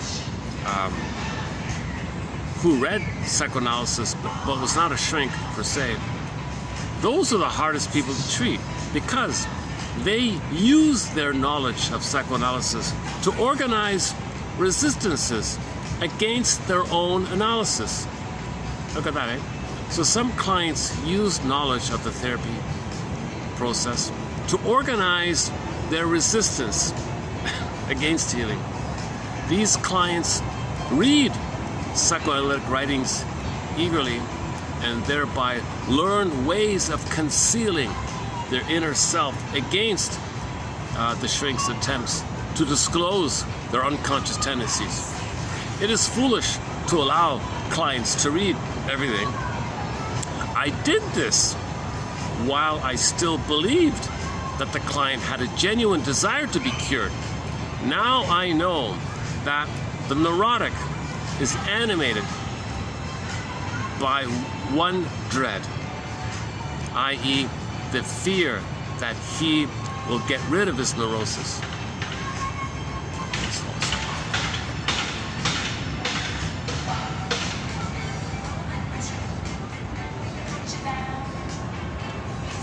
Well, that background music's probably copyrighted. You might not be hearing me here. Okay. Funny song, right? Back to Steckel here. One of my clients in the course of therapy suddenly developed a new dread. This very fear, he said, I'm going to lose something here. I don't know what it is. I'm going to lose something here. It turned out that the root of that feeling of dread was the fear of getting rid of the neuroses and of becoming well.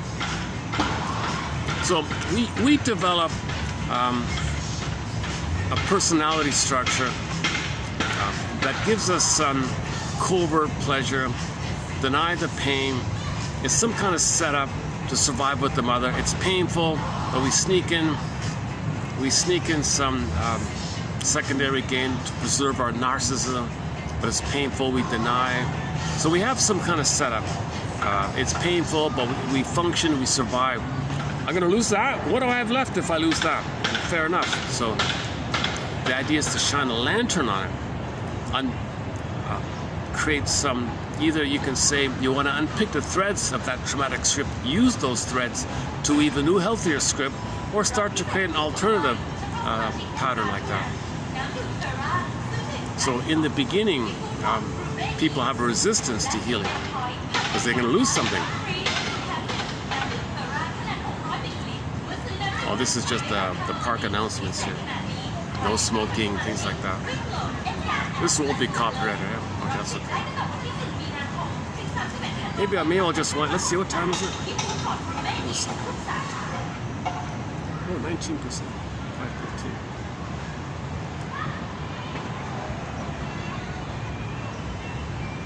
Well, there's that little dog there. Can we get?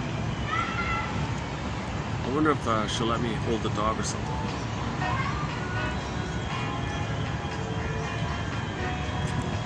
It's a funny picture. It's a touching story. But my first thought was right off the bat, number one, how did the dog manage to stay on the ground and not fall in with the guy if he was in his bag or in his pocket or something? How did it just pop up on the ground and be so nice and dry and so groomed? It just came from the groomers or something. It looked so clean and groomed, so fresh. Now, like that dog over there, right? And meanwhile, the guy apparently is down in the ground, covered in snow. There's a small opening apparently, but the helicopter guy couldn't see it. So they couldn't see the hole where he fell in. Even though he had a walkie-talkie, he couldn't describe where he was. I fell in some kind of hole here. Can you find me? They're flying around. They can't find the guy. And And if it weren't for the bark, the story is if it weren't for the yapping of the dog, they wouldn't have found him. He'd be a goner, right? But the story, it's just too contrived. It looked too much copy and paste and photo and Photoshop and things like that. Maybe AI does that. Make up a story, draw some pictures of the following. They got millions and millions and millions of views. Right?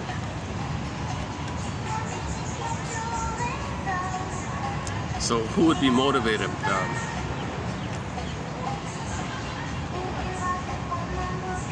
It's a touching story to promote the place. See, when something like that, when there's a feel-good story like that that's fake, that's a confession that the people behind it are doing something really despicable, that they're trying to hide, and they're trying to distract you with some touching feel-good story about a dog saving a guy's life. That's because they're in a panic around the extreme harm they might be doing. So that place where that took place, maybe they don't want to be identified as causing a lot of harm that's going on outwardly. Distract people, make them look good instead with the touching dog story. Chihuahua, cute little Chihuahua, saved the man's life. But that's a confession. That's a confession. That might be a confession of the opposite. If you're creating some fake PR to make yourself look good, that's a panic because you don't want to be discovered as doing something really horrific on the other side. Set these past here to the side.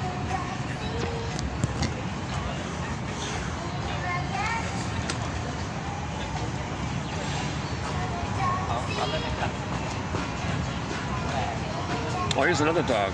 All right. Can we get this one in?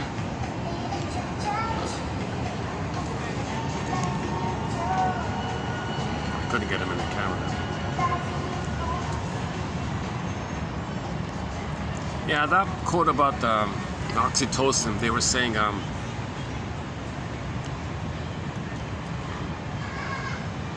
like the pet owner has elevated oxytocin when they hold their pet and all that, pet their pet and all that.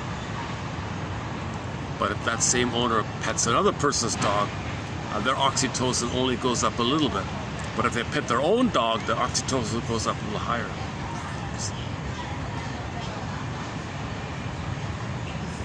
Okay, where are we here?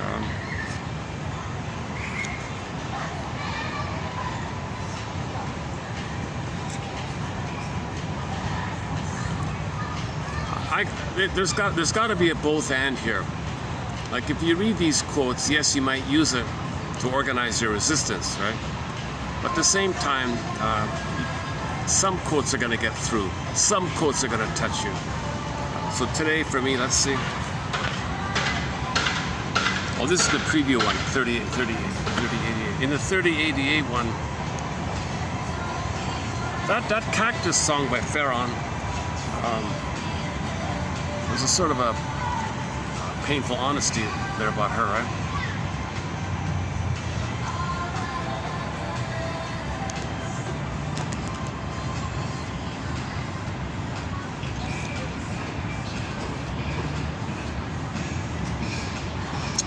This interpretation of Odysseus tying himself to the mast as being just stay connected with your Venus.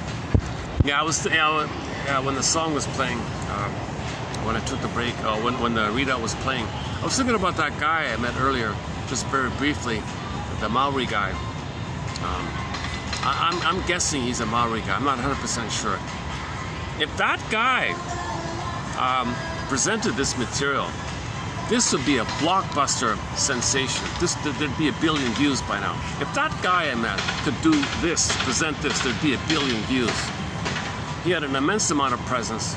I don't have that. I'm traumatized myself, right? I'm filled with anxiety, ums and ahs. You see my stress all over the place. Lost my hair. I sweat too easily. That guy, he was like the opposite. He had an immense sense of beingness about him. that brief exchange I had with him, I felt calmer myself. I felt that contagious effect. Like I felt, you remind me that I could have had a beingness like that. I'm not like, you make it safe for me to have my beingness because you don't have any attack agenda, fear agenda. You're centered. So I can feel safe to be in my center. So I felt a little bit better meeting that guy like that. So yeah, if that guy I met, or anybody who has a strong sense of beingness can present this material, I think there's a need for,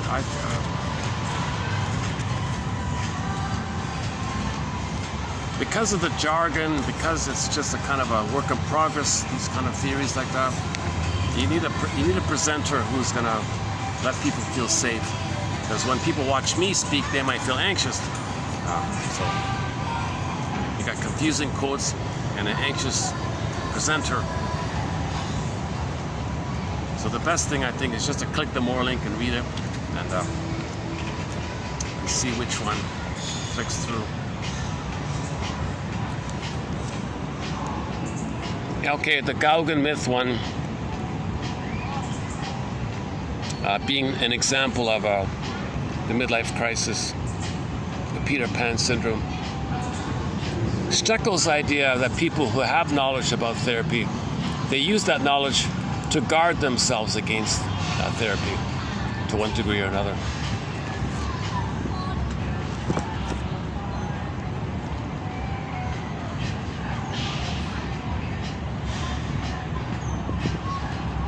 And again, if you, something about yourself that you don't know, you hate it within yourself, you don't want to admit it, it's too embarrassing, too much pain, too much distress.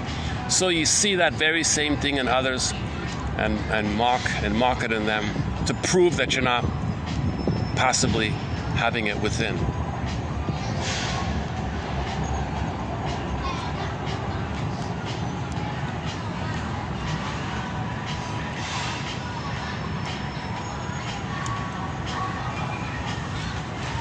Either I wrap this video up here, or I walk around a bit in the park for a bit.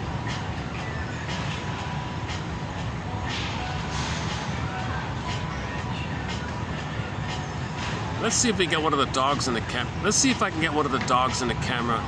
If I can, I'll close the video with one of the dogs. Since we talked about dogs in this video here, so let's better take my bag. You know, so let me get my stuff here. Let's,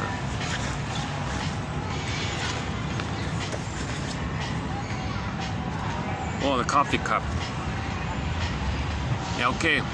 Dream big and then have coffee to fuel those dreams. Or have faith in healing. Get 1001 Windmills of the mind to fuel your faith in the innate drive for healing. Maintain and fuel your faith in the innate drive for healing. Something is going on to make us conscious of ourselves, to make us conscious of our history so we don't repeat it. We're repeating it because we're in pain. We don't want to be in pain. So that's, so you repeat symbolically what happened in the past. You interpret it, make the inference that this is a replay of the past that moves towards getting your story. Let's see if we can get one of these furry. Let's see if we can raise the oxytocin level here. Let's see if I can raise a little oxytocin. Oops. Let's see if I can end this video with a blip of, with just a little blip of oxytocin. If I can hold one of the, or better yet, if I can find a stray cat. I prefer the stray cat.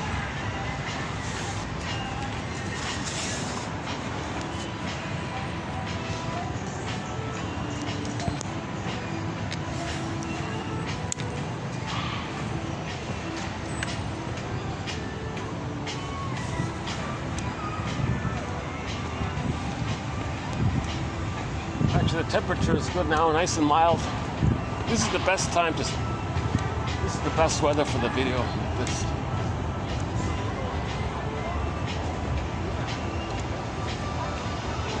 I think there's two dogs here. Let's see if we can get this.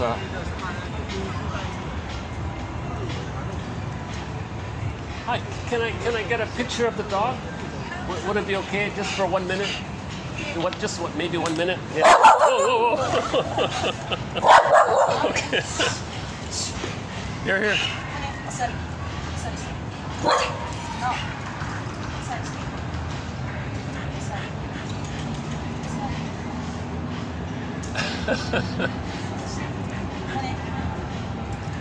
Here, boy. Here, boy. Are we getting in? Or not? Oh, I'm not getting. Oh, I'm not even getting. On night. I don't want to get the owner. I'm just trying to get the dog in. Okay. Okay, next time.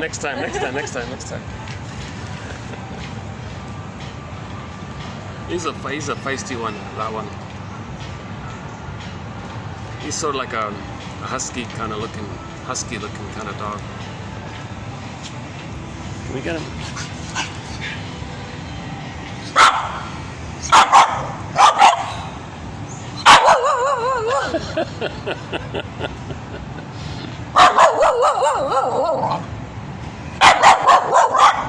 Oh my goodness. Whoa. He really doesn't like me. Oh my God, wow. Oh, he's protecting you, I think. He really wants to protect you. I'm a stranger. All right. You're safe. Back up.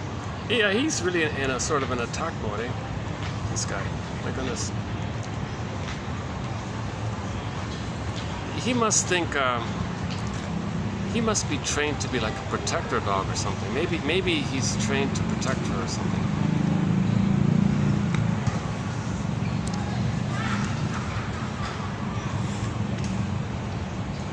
I've never had a dog so viciously come at you like that. My goodness. Here I was thinking we could have a moment of oxytocin. I feel a little stressed instead of that. Got the opposite effect. Here's another dog. I don't know if I can get him in.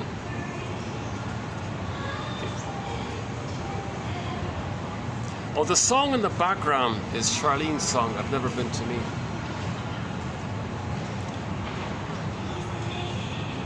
That's not gonna work, all right.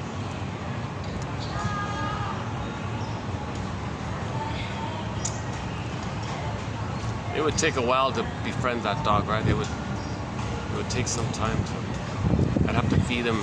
See, I never got a chance to let him smell. You gotta let him smell your hand, right? You gotta open your palm under his nose, and then he smells you, right?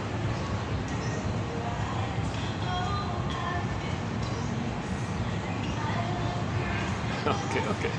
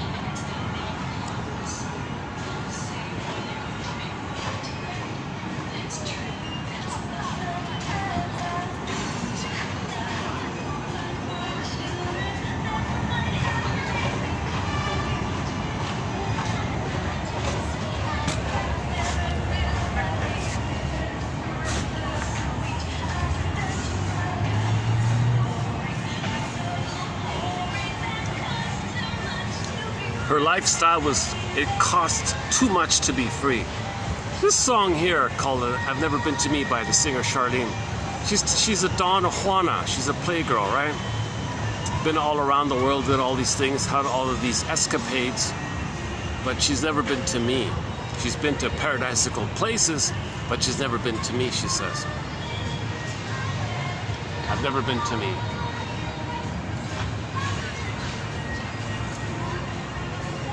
So her story, this song is a cautionary tale. Like the Gauguin story, the quote in TQ 3088, the Gauguin one. So she did a Gauguin, right? She just was a Peter Pan girl.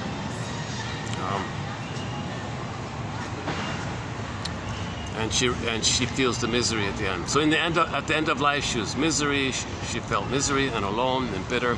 She was bitter, alone, angry, curmudgeon.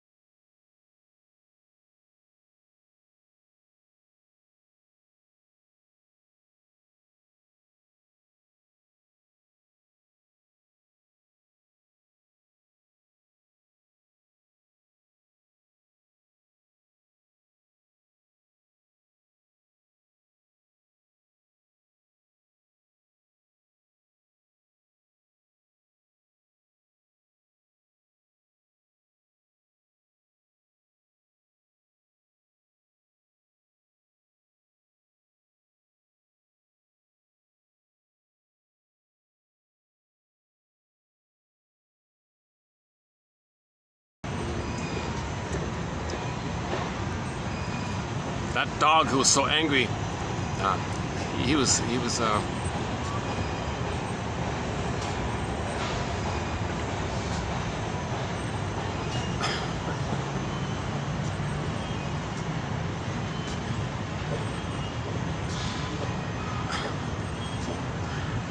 actually, it reminds me of another Twilight Zone episode. There's a very touching Twilight Zone episode. Man, oh man, what's it called again? Where the woman had an abusive mother, and so there's a woman when she was a baby, a young girl herself. The mother was abusive like that. So she grew up and married an abusive man, right?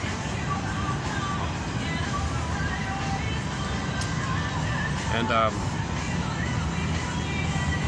she was kind of like, frozen in fear with this guy, a trauma bond. So she had a trauma bond with him because she had a trauma bond with her mother. So she was stuck in an abusive kind of thing. She was afraid to leave. She was petrified. She was scared. He terrorized her. He was really, really a little over the top like that. But anyways, for a brief time, she had a dog as a kid. Like a Doberman Pinscher, a dog like that we saw there, a black dog like that. So what happened was, when this husband would hit her, he was abusive, drunk, alcoholic, crude, violent character. He demanded that she would read his mind and meet his needs, because he turned to her like a symbolic breast. Read my mind, know what I want, meet my needs. I don't even know what I need. Be the good mother for me. She can't do it. He got enraged, right? So this guy got enraged at her, would hit her. Read my mind. Be the good breast. Take care of me. Take care of me. Be the good breast. She always fails. No one can do that. No woman, no human woman can be that man's breast mother in the nursery. But he was demanding it. He was demanding it, right? Read my mind. Be one with me. So he was trying to create a fusion, a symbiotic bond. Now, at the same time, when he did that, for a moment, in the symbiotic bond, in the woman's unconscious, her memory of that dog, that black dog, okay, due to the fusion, okay, his unconscious and her unconscious fused. So now, that memory of the dog and her mind went into his mind. So now in his mind is her childhood dog. Okay? Now, whenever he had the thought that he wants to hurt her, her dog from childhood would protect her, like what we saw there today earlier. Right? So he had a psychotic break when he threatened to harm her. Okay? The dog from her childhood in his unconscious, he would see it in front of him, charging at him, barking at him. He's terrified. He took a gun, tried to shoot it, hit a can, it wasn't there. But he believed, and he had a psychotic break where he saw this Doberman charging at him. And everybody's in tears, everybody's cheering, everybody's happy, but the dog's going to protect her, right? So here's this imaginary, the memory of the Doberman in the wife's mind, okay? Due to the fusion that he created, okay, that memory slipped into his unconscious because the psyches became one and it crossed over. So now it's in his mind. So that means he has within his mind something that would protect her, because in childhood that dog would protect her, like what we saw earlier. So now when he threatened to hurt the wife, suddenly out of nowhere a dog would charge at him. Right? He'd open the door, the dog would charge at him. He looked there, the dog would charge at him. He thought it was real. Like he had a psychotic break, because it was so intense. It was so intense. The emotions were so intense. He couldn't hold it within him. It didn't even belong to him, right? So it was externalized. It was out of him. And funny, because at one point he realized it was a dream or something, and then he thought, oh, it's just a dream. I'm not going to worry about it. So next time he tried to hurt her, it didn't matter. The dog would charge at him. He was afraid. So it worked. It worked. The dog from her childhood. Okay. The memory of it went into his unconscious, and the image, the memory, the image, the visual, was seen in front of him by him having a psychotic break, because it was so intense like that, and he saw it like that. So that dog protected her. So she got in the truck and hit the road jack, and she had the courage to finally leave because somebody protected her, right? Like that dog we saw earlier, right? That episode is from the Twilight Zone, entitled House of Terror or something like that. It was about domestic abuse like that.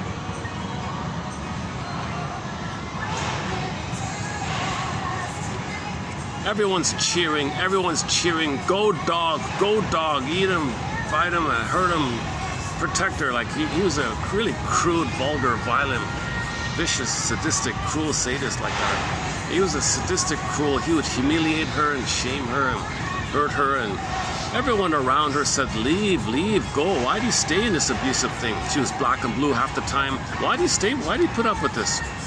Because she's triggered. She's trying to win safety from her mother in the past. She wants safety from her mother in the past. She wants to resolve the trauma that she wasn't safe with her mother in the past. So she found a man to continue this battle to find safety. So she's frozen, waiting for the safety. Now, the hope was she did have the dog in the childhood. You know, truth is, when I saw that episode, and when I talked about it a few months ago, I teared up as I was saying it. The first time I was relaying that story, I was tearing up here on camera about this, that the dog would charge at him like that, to protect her. So that story would be of appeal to anybody who was hurt and wished they had somebody protect them. And that reminded me that woman was, I saw her facial expression. She was proud, she was smiling, she was happy. She was happy thinking that the dog is protecting her. So she must have had the fantasy that as a child, she wasn't protected from her mother. So she's having the fantasy now that here's a strange guy that triggers the strange mother in the mind, but now the dog's protecting her.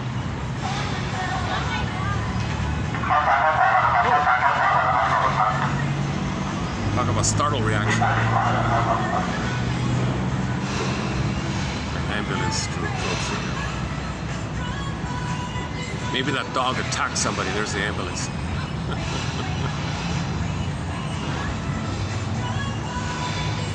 Well, that woman can be reassured that she can go around with that dog and he'll always protect her like that. This is a family-friendly park, so there's no real threat.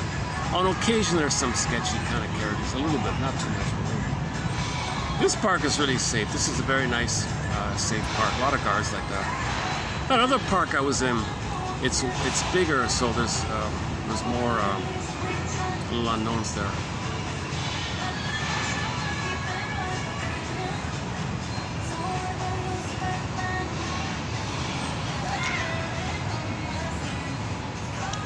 I guess the slight triggering in me was I wanted a friendly connection. I wanted a friendly oxytocin moment. I wanted like a connection. Here the thing's attacking me. So I felt my need for safety and connection was interrupted. So whenever your needs for something are interrupted, you're going to feel distress. So I felt a little stress in myself at that moment when I saw his fangs, charging like just a baby dog too, right?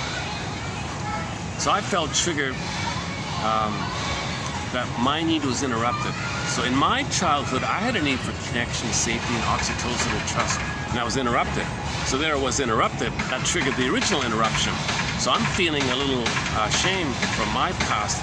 So the physiological response that I felt and still feel, thinking about it, is from the past. That's the antecedent. So what I'm feeling now by the little harmless little thing in the present is the antecedent is that my past needs for love and connection, oxytocin, was interrupted, right? And I felt stress and shame. I felt shame. That's why I feel a little embarrassed like that. So whenever your needs are interrupted or thwarted like that, if that triggers the time in the past when your needs as a child was thwarted and interrupted, but in the childhood time it was intense. So a little thing can trigger the past. And you gotta know that some little thing in the present, it's about the past, it's not about the present. It's about the past. So what I'm feeling, it's about the past. So what I'm feeling with that interaction there, it's about my past. It's about my past and my needs for connection and love and all that. And it got interrupted and I felt shame by that. When your need for love is not there, you feel shame. So I feel triggered. I am feeling some of my old shame being triggered. Because I can feel a little blushing in my cheeks. I can feel a burning, biting feeling called shame.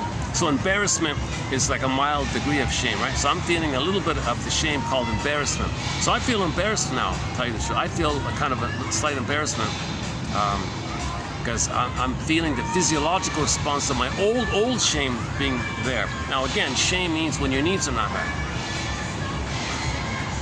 So if the child has a need for oxytocin and trust and love and bonding and attachment and safety and all, and that's interrupted and thwarted, the child's going to feel shame, of course, because that's your identity. When your needs are not met, your identity is you feel no good. That's called shame. And the physiological response to shame is the burning, biting feeling called shame. So all babies can show shame, and all people can show shame. Now, as adults, we try to hide it kind of, because if you show shame as an adult, you see, others don't want to see that it's within them, so they want to be actively and aggressive and hated in you, so they don't want to admit that it's within them. They don't want to see the mirror of their shame if somebody else shows shame like that. That's what a lot of the mocking might be. Now, a lot of this mocking, a lot of mocking, teasing, there's a lot of this mocking, teasing like that. It's about that.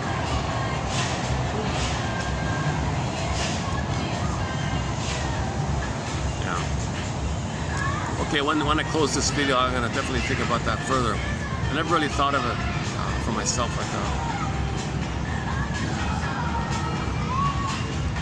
It's funny how that quote about the pets and the oxytocin was just like a side trivia comment. And here it's turning out to be an important point. See, I wanted to feel a little the comfort of petting the dog like that for a minute, right? And I thought I could put on a camera and the viewer might feel that touching moment, nice moment. So I wanted to end on a happy moment, right? Interrupted. So that triggers my past time, in my childhood time, when I wanted the love connection, all that. Interrupted, and all the shame, I don't remember that. Nobody remembers that kind of trauma in the childhood. That's in the pre-verbal time. It's before the hippocampus comes online. But the amygdala remembers. The amygdala remembers. The amygdala is fully formed at birth. Key point, right? At birth, the amygdala, the almond-shaped part of the brain called the amygdala, is fully formed at birth. The hippocampus, shaped like a little seahorse, comes on later. Comes on around age 3, they say. Whatever it is, some ballpark. Different theories there. But the amygdala is there.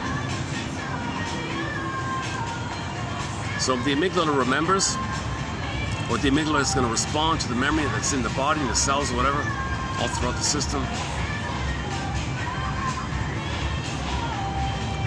And the language is physiological. So that's the blood.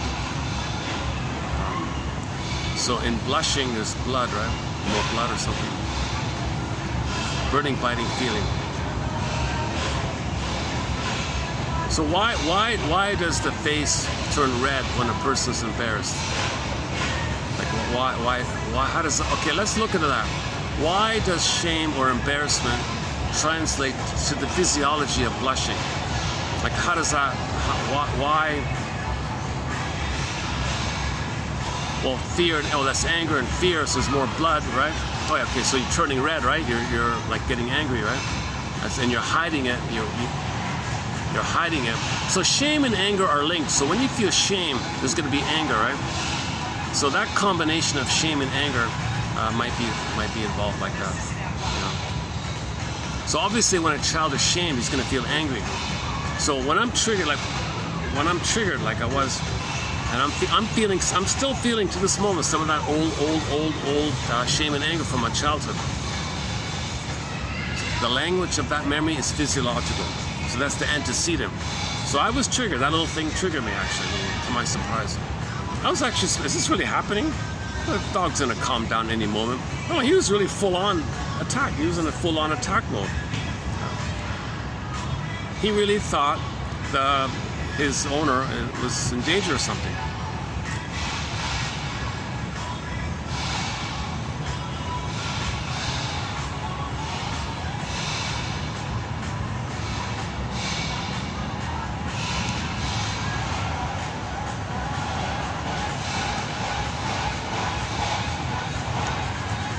The dog's paranoid.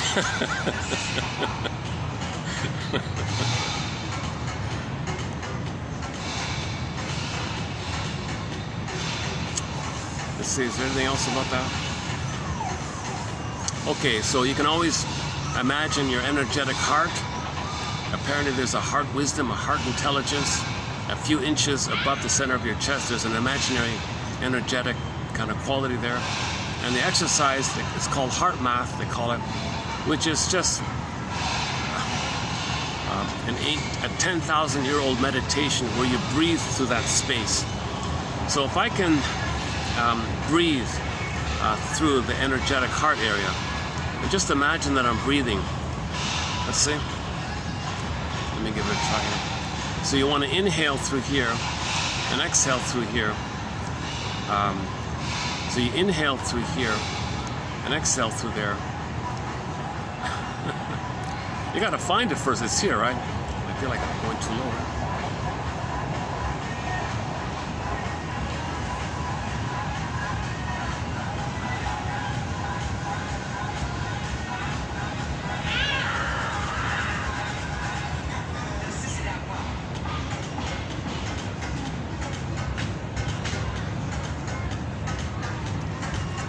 See, that bit with the dog there just reminds me that I have not processed my own traumas from childhood. I have not been analyzed. I'd like to be, if I had the chance, if I had the funds.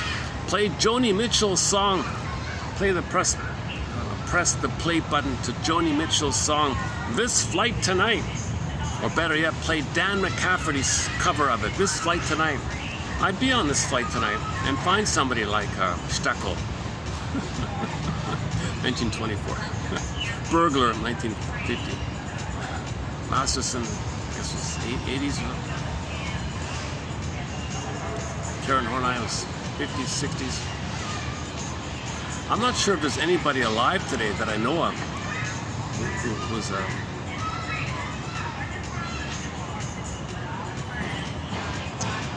Anyways, I search around for a psychoanalyst and do a full analysis. I want to grieve and mourn the loss of my good mother at birth. I'd like to be able to feel safe enough to do that. So reading books is not enough. You got to actually feel associate, tell your story in the presence of a caring witness, and have that corrective emotional experience where when you tell your story, no one's going to shame you and mock you and laugh at you and some stuff like that, right? Oh, you validate and accept. You understand that I want to heal. And you have Freuded. You've healed yourself, and you have empathy for the pain, and you don't want to see other people in pain. So the shrink has pleasure if people emancipate themselves from this traumatic script. Emancipate yourself from mental slavery, sings Bob Marley. They have a cover of that song over here sometimes. Leon Saul says, emancipate yourself from inner tyranny like that.